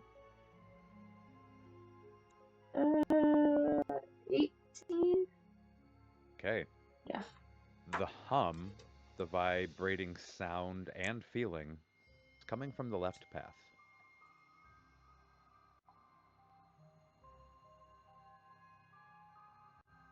All right. Well, Marin, I think we need to head toward the left.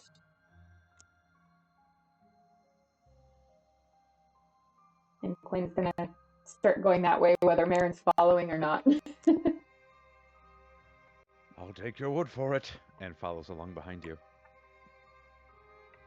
The tunnel narrows slightly. Marin, you can hear, is kind of scraping against the walls and ceiling, hunching down behind you. It slopes downward still further, and the air seems to grow damp and cold. As you walk on a few more minutes, that hum begins to resolve into the sound of rushing water. Faint at first, but growing over time.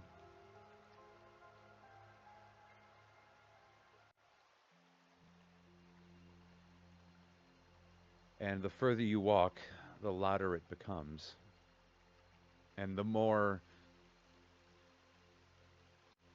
residual dampness and fungal growths you begin to encounter as well.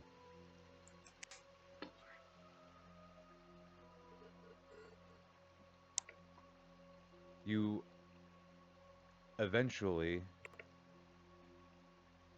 find that the path has begun to kind of curve back towards the east a bit.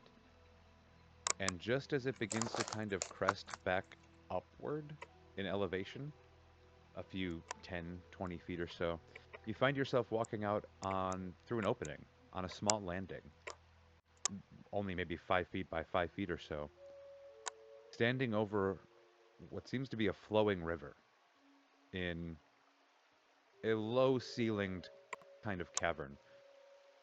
There's nothing else around except for this river flowing to the east.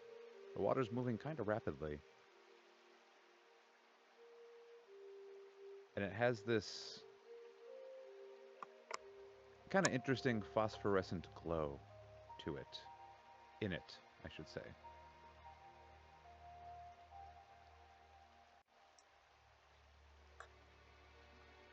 Interesting. I don't.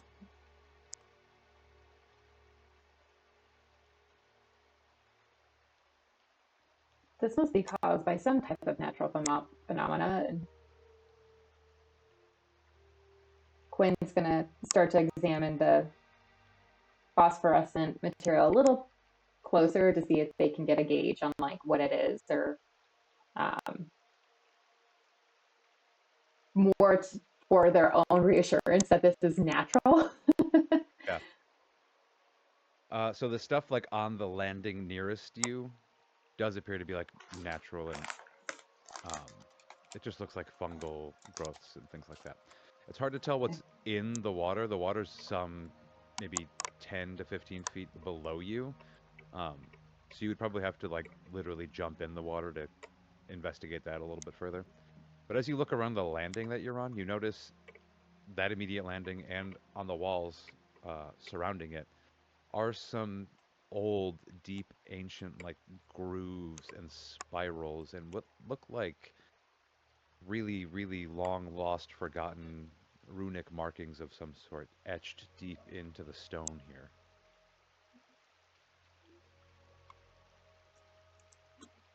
Well, this is intriguing. Marin, do you see this? Yes, they seem to be almost glowing in that phosphorescent light, like they're pulsing a reflection of it or something. Odd.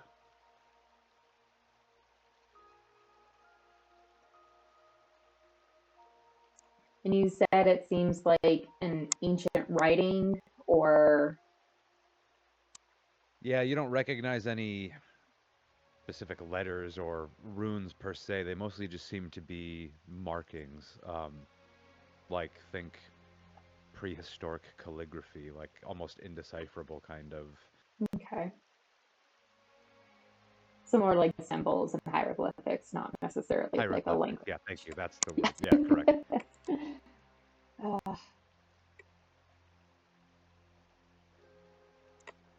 see here. I do have comprehend languages as a ritual spell.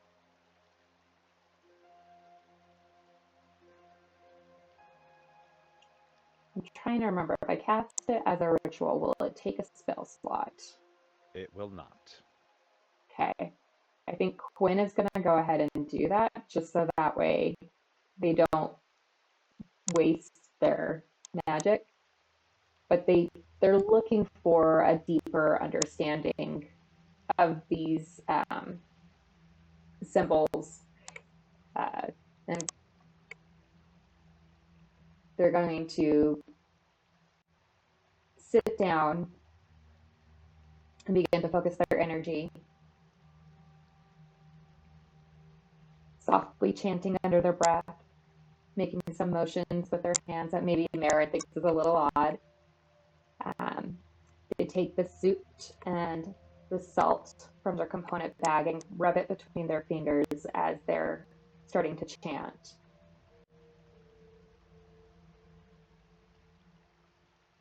And once they finish the ritual, they're going to open their eyes and touch the symbols in the runes, hieroglyphics, to see if they can begin to comprehend them.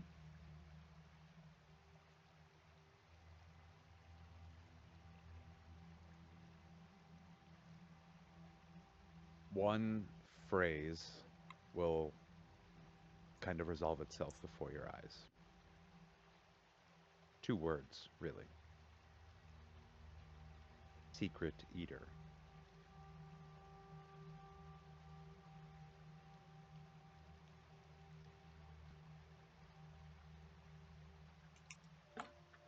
Well,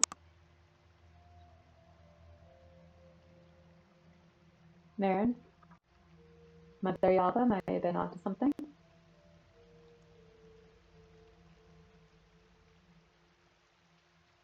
What do you mean? What does it say? Secret Eater.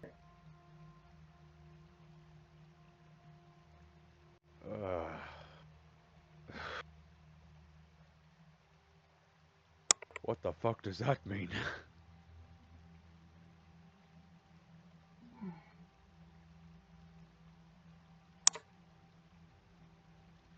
Either it's telling us exactly what this is, or it's the warning about what to expect.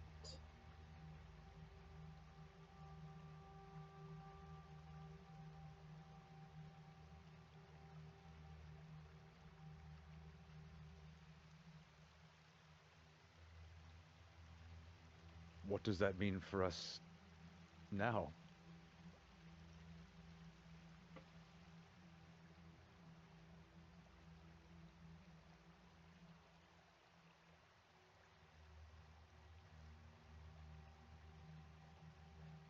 Well,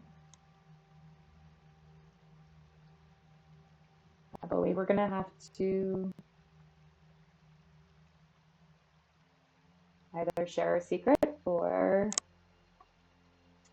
find what the secret eater is.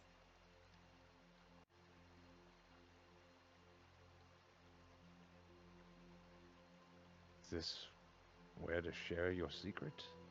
This isn't a lake exactly, is it?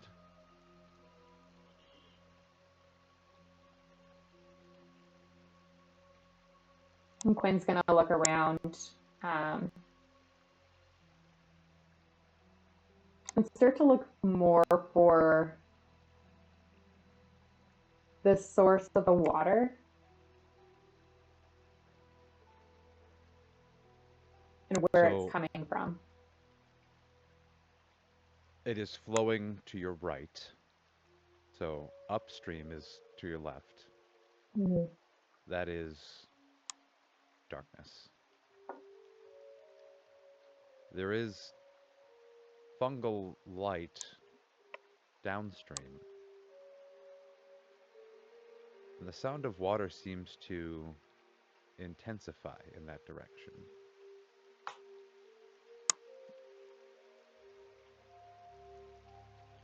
Make a perception check.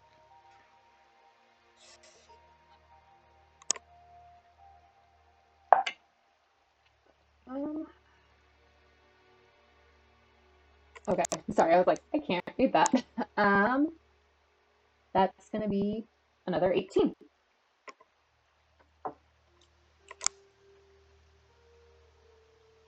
Believe you hear a waterfall downstream.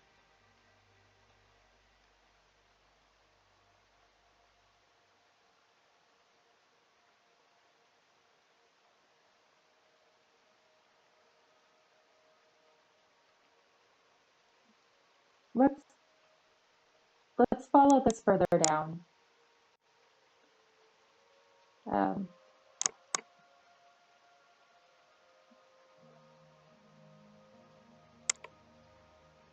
I feel that we're only on the cusp of what we're searching for, and Quinn's gonna start following the path downstream. Okay. The landing leads to the water, but it will eventually the land will meet wall. So you will have to enter the water to continue that direction.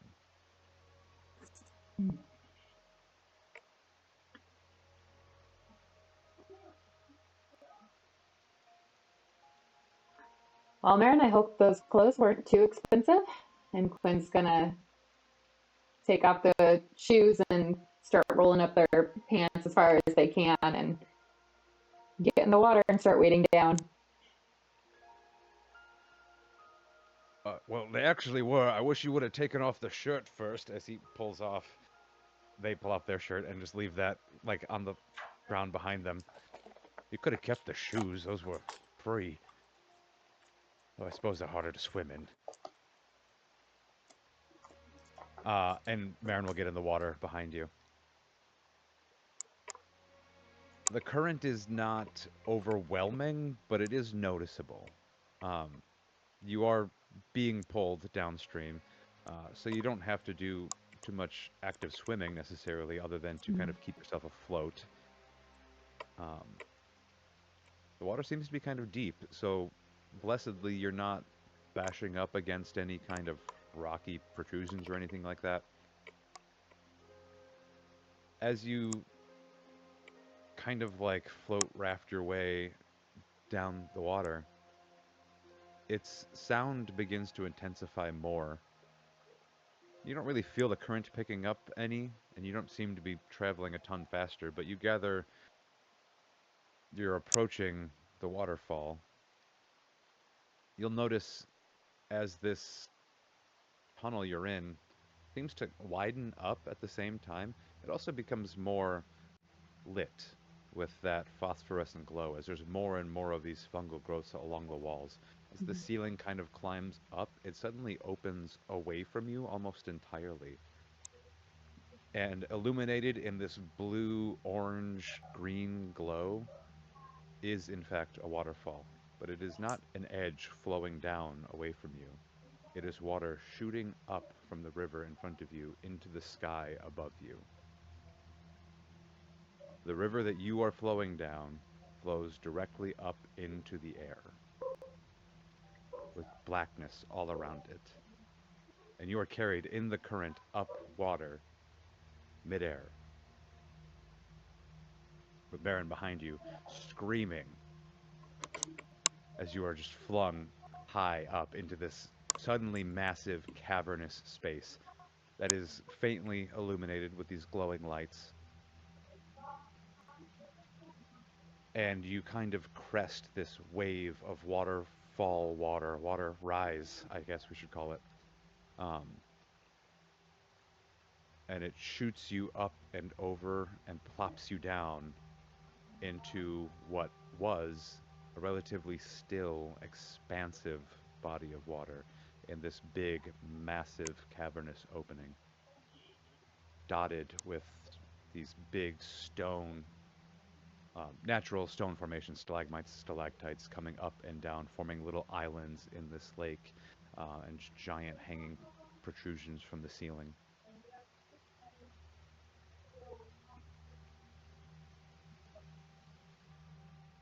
As you drift into the lake, away from where the water's crashing down, there's still the sound of water kind of pounding into the lake behind you. It now here looks like an actual waterfall, at least after the crest and the water falling into the lake.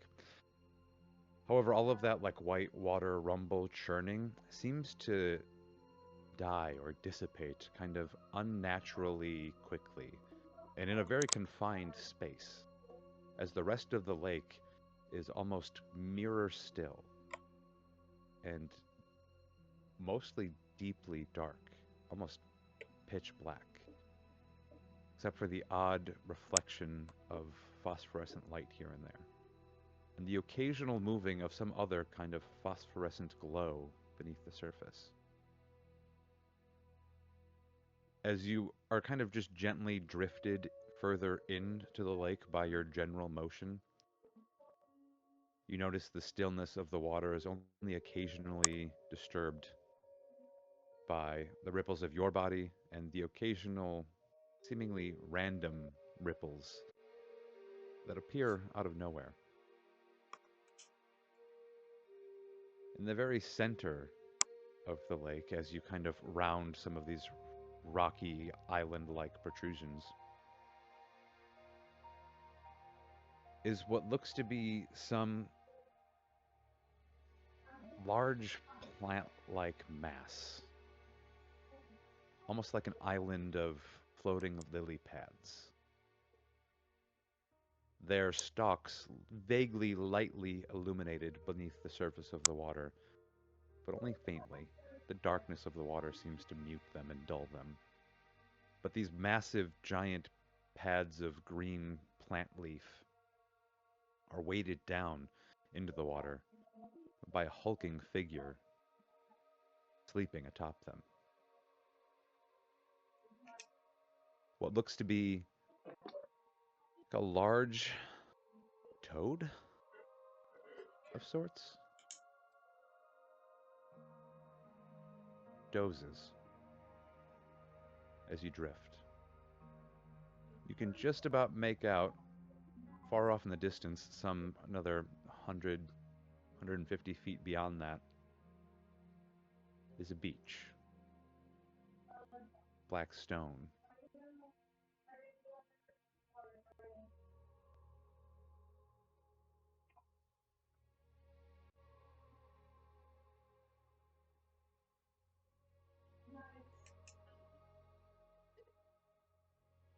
Quinn is gonna motion to the toads so Marin can see, like, hey, ahead of us, there's something there. But then motion to the beach and start to make their way toward the beach. Okay.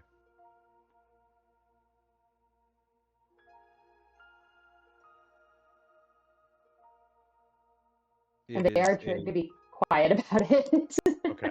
I say it is a few hundred feet, so this will be a bit of a long swim. Mm-hmm. Go ahead and make a stealth check if you want to try to do it quietly. It's going to make you move more slowly, though, just as an FYI. Mm-hmm. Oh, snap, nat 20. And Marin rolled a 19 with a, let's see here, with a +1, so dirty 20 for Marin. Nice. Yeah, so we're doing pretty well.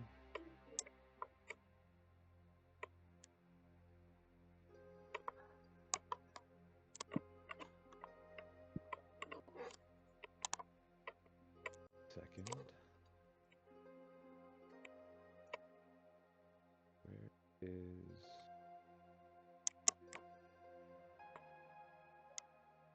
I don't know why that didn't copy over.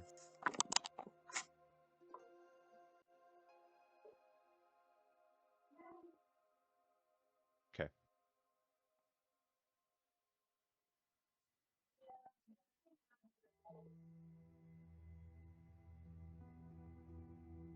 So like I said, pretty slow pace to move quietly through the water, but you will move basically silently. Very slow, intentional strokes in the water. And as you do, you notice the ripples just like the waterfall, seem to die out shorter than they should.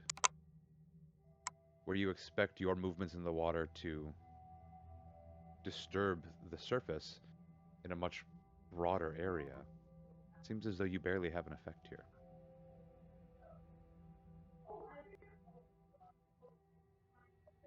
You cross maybe a quarter of the distance when you note the creature's breathing gets a little bit heavier and deeper. And as it takes in a particularly ragged, deep breath, the water seems to almost surge a bit. Like it rises an inch or so. You feel like you almost got pulled under, and it takes a second for you to realize the water just suddenly got somehow deeper. Make another stealth check, please.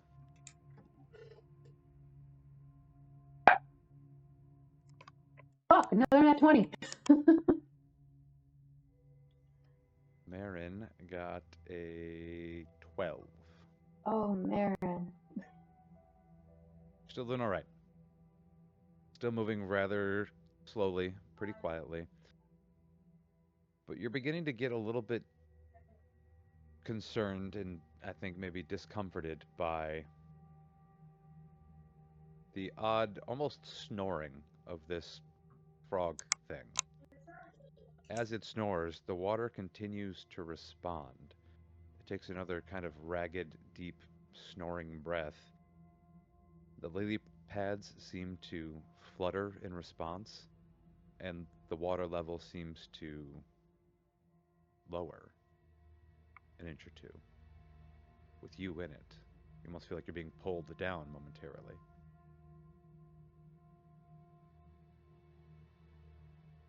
You're a little over halfway now. Make another stealth check, please. Okay. I'm gonna stick with this one because it's rolling good. I'm scared too. Yeah. Let's see here. Should have been scared. 12. 11. Sorry. Right? Yes, 11. Okay. Marin got a 10. You are about equidistant to the beach compared to the frog. So you're maybe a good 100 feet away from the frog, but you're also about 150 feet away from the beach, as is the frog. Mm-hmm. There are a couple of rocks closer to you that you could try to climb onto if you wanted to get out of the water, which I mentioned because the frog begins to stir. Yes.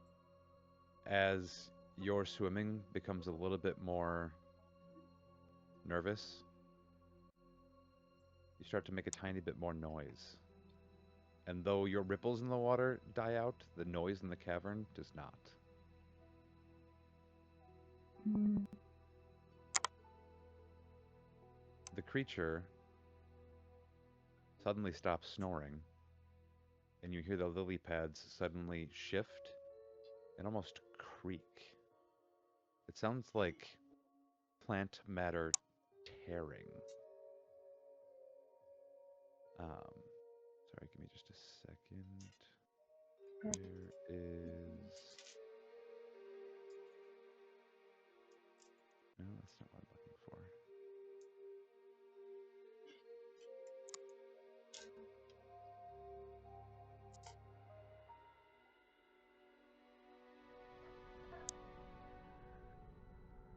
As you hear that disturbing sound of what should just sound like leaves rustling, but also somehow manages to sound like paper tearing, you look over your shoulder and notice the figure begins to kind of rise up off of that lily pad island. And it grows a little bit larger.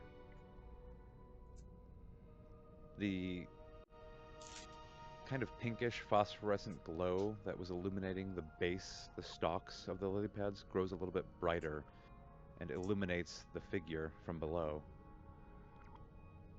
You can see it is shaped like a massive frog, larger than Marin.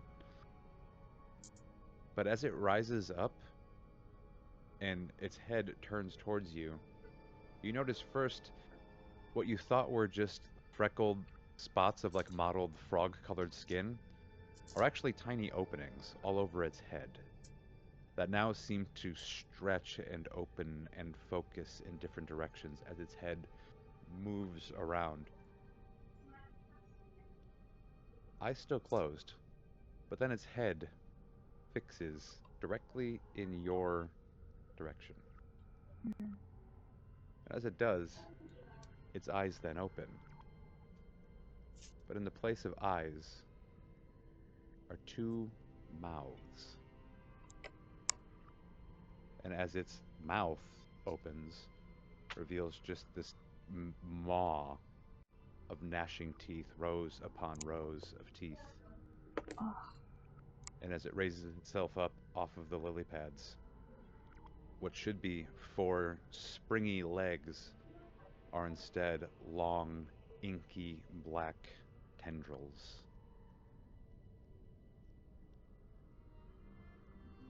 And it slides into the water.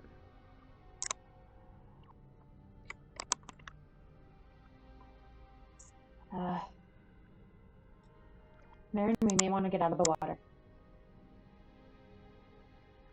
Yeah, you could say that. Shit, this thing's gonna eat us. Yes, let's get out of the water. I take it you just start swimming as fast as you can to the nearest land? Okay. Yeah, to the nearest piece of mass.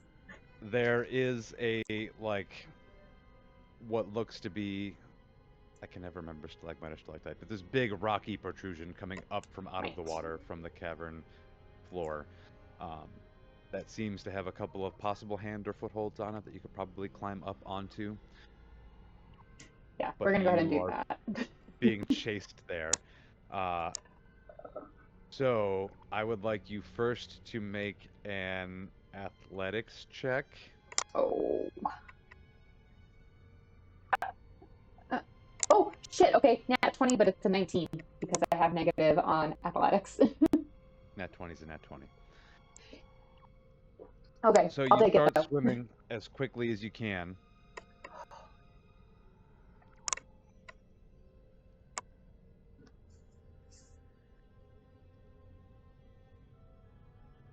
You start swimming as quickly as you can.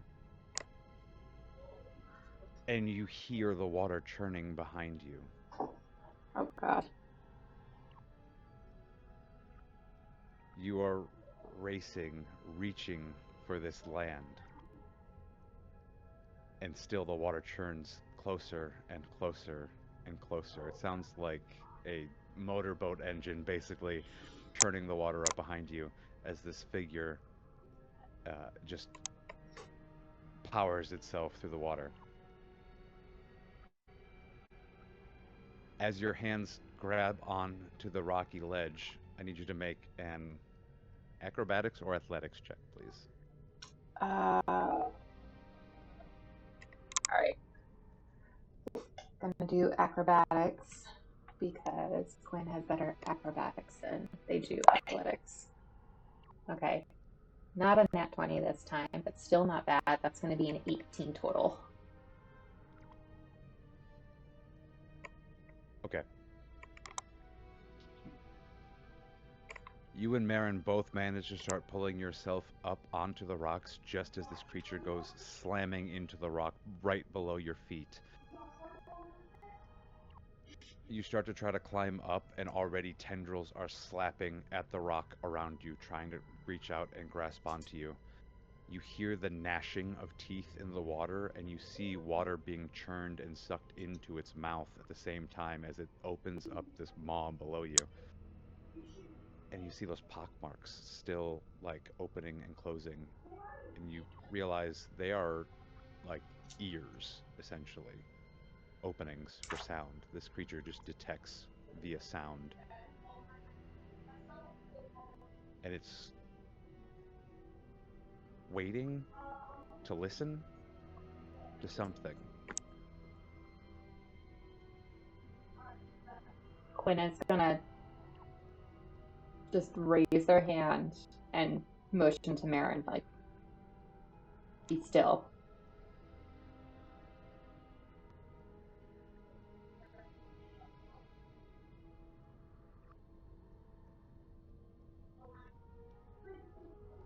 And then, see here.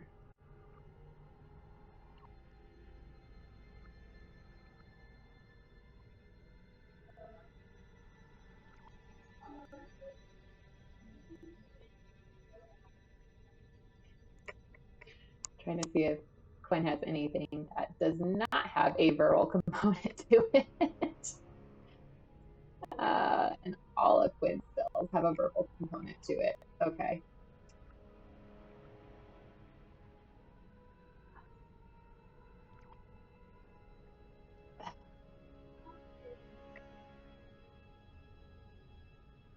Quinn's gonna look at Marin and like motion toward their ears, like, and then don't make noise kind of thing, like, don't do it. Marin will nod. And Quinn is gonna start to like slowly stand on the stalactites are the ones that hang from the ceiling. Stalagmites are the ones that grow. Okay, I had to like do the poem in my head.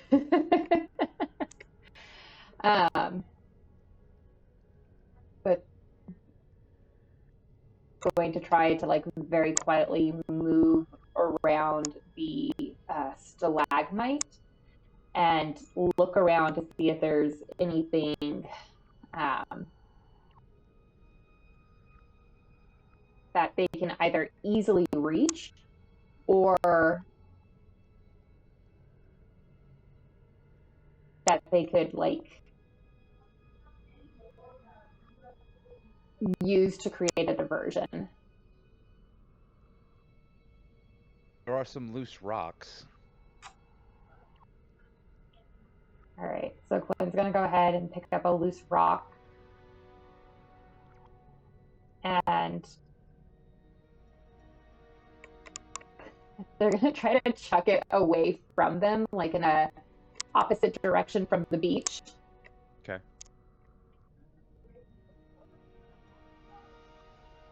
Just make an athletics check. Okay. This guy seems to be doing good. Fuck.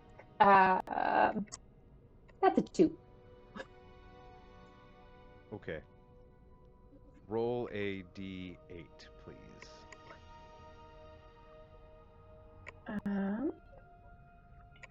Okay. 5.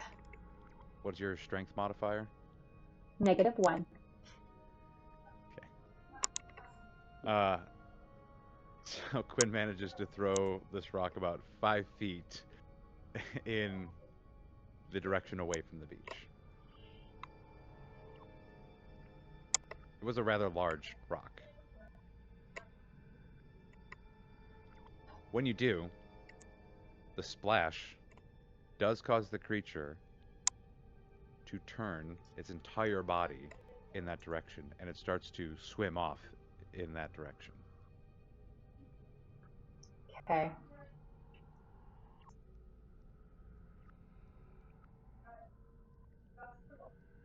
Quinn's gonna look over at Marin.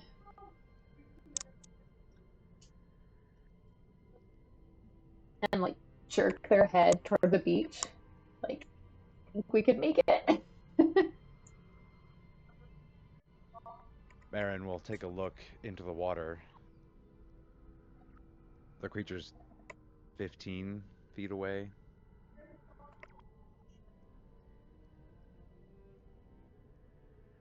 Gonna reach into their pocket and pull out a pencil and a small notepad and scribble something down quickly. Show you a note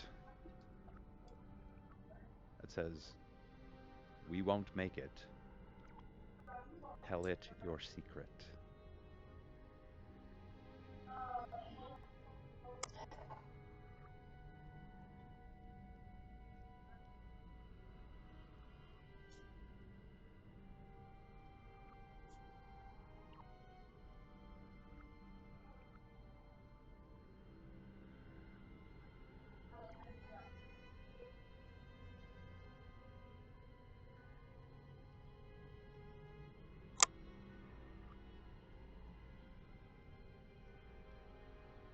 Quinn feels this strange weight resting on their shoulders.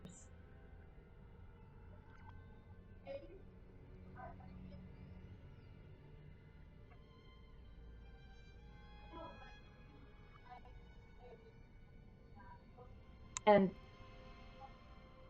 for a moment, they debate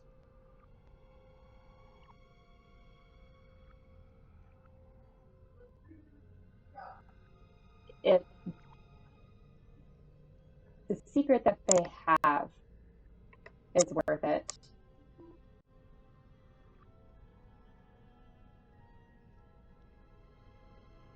And remembers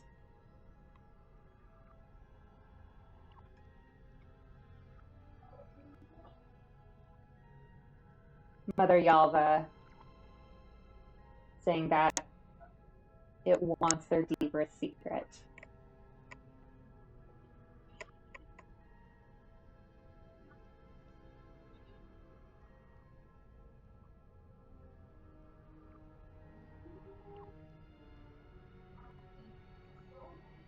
And Quinn will quietly whisper under their breath, not wanting Marin to hear, but hoping that the secret eater will feel this and sense it.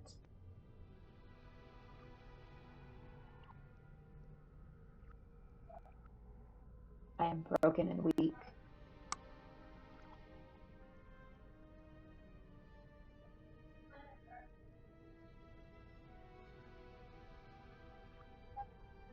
And selfish.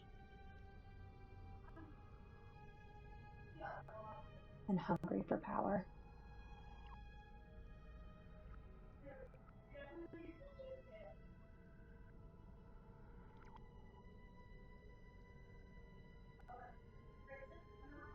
The surface of the lake stills as the secret eater hears your voice and turns to face you. As you begin to speak, it rushes back towards you, churning the water, inhaling some of it as it propels itself forward with its tendrils. It bashes back into the rock below you just as you complete your secret. And then it stops. Closes its eyes. And it slowly slides down the surface of the rock into the water. You can see its form begin to glow gently, and you watch as it turns its head and its whole body back to face the lily pads in the center of the lake. And you watch as the lake itself begins to split in half. You hear that churning noise below you again as though it's moving through the water, except it's not. The secret eater is floating in place, its mouth open wide as it sucks in water. The lake itself being absorbed by the secret eater. It pours into its mouth. The water level begins to lower. The lily pads still stand tall in the air, and they begin to glow with a golden light. And as all of the water sucks out of the lake and into the Secret Eater, it then begins to fade into black mist. And at the base of this cavern floor, in what is now just a damp basin, right next to the stalk of these lily pads, is golden-looking mask.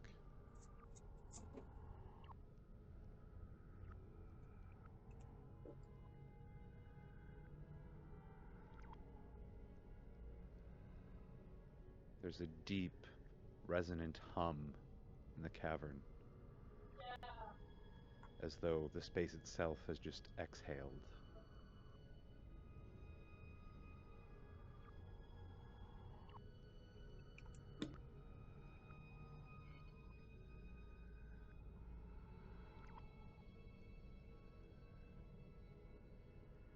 Quinn is going to begin to climb down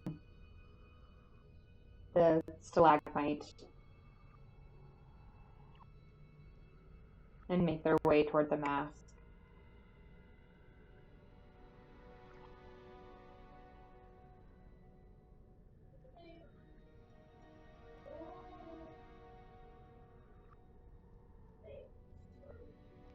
And while they're making their way toward the mask,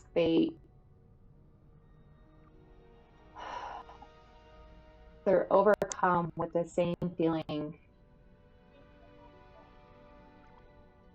of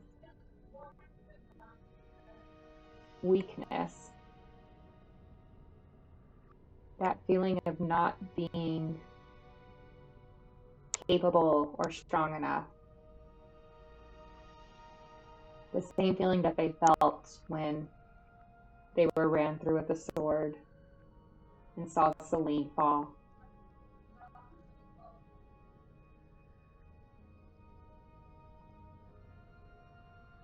And as they come to the mask,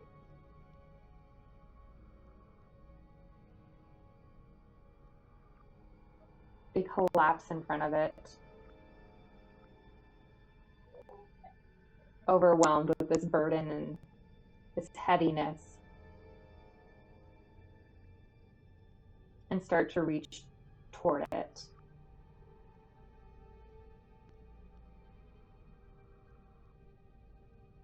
And before they grasp it,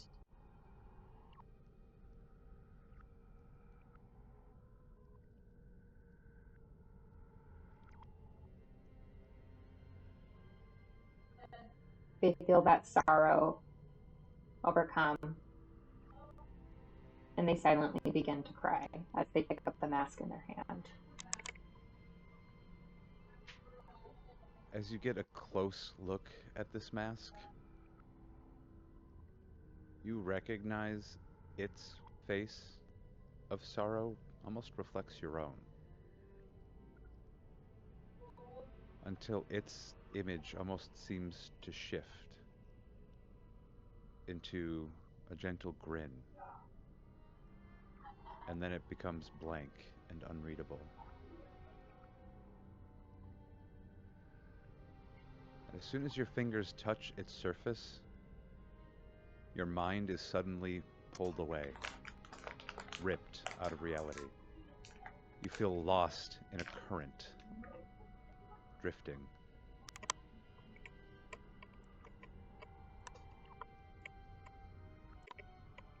See a vision. A golden throne, empty and crumbling, surrounded by ragged figures wearing tattered yellow robes, their faces blurred and shifting. You see the city of Varnes in ruin, its streets flooded with dark water, buildings twisting unnaturally, like the reflections in rippling waves.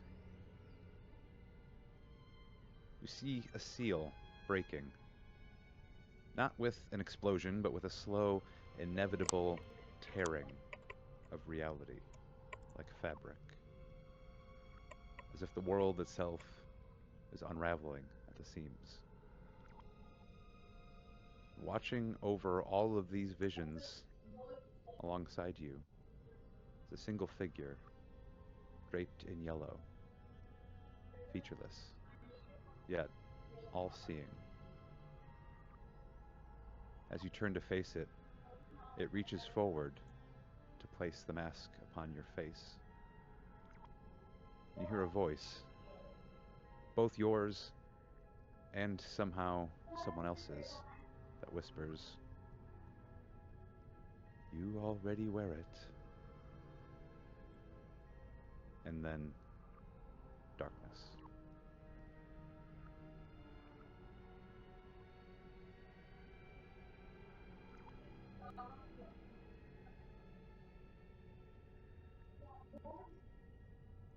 Reeve,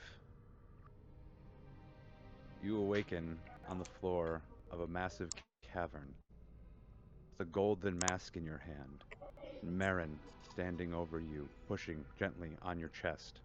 You hear the sound of rushing water all around you. Marin is shouting at you, "Reeve! Quinn! Somebody! Wake up! We have to go! Now!" The rushing water intensifies. You notice you are wet. Your head is wet, your back is wet, your feet are wet. The space around you is being flooded and filled. "Come on, Quinn! Get up! We gotta go!" Reva's gonna. Okay. Reva's gonna just like bolt up, was gonna be what I was gonna say. But shit! Oh.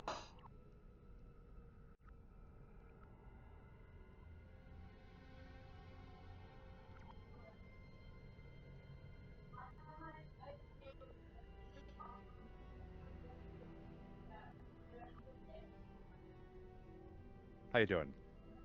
Good.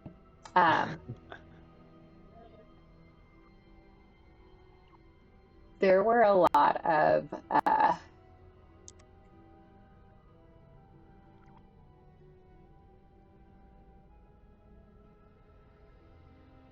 it is tricky grasping with Quinn's feelings of unworthiness and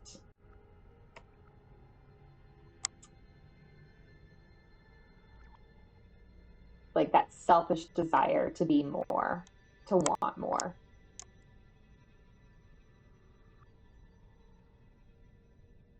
Yeah, I kind of struggle with that a little bit the last couple of sessions also. It's a weird thing to encounter.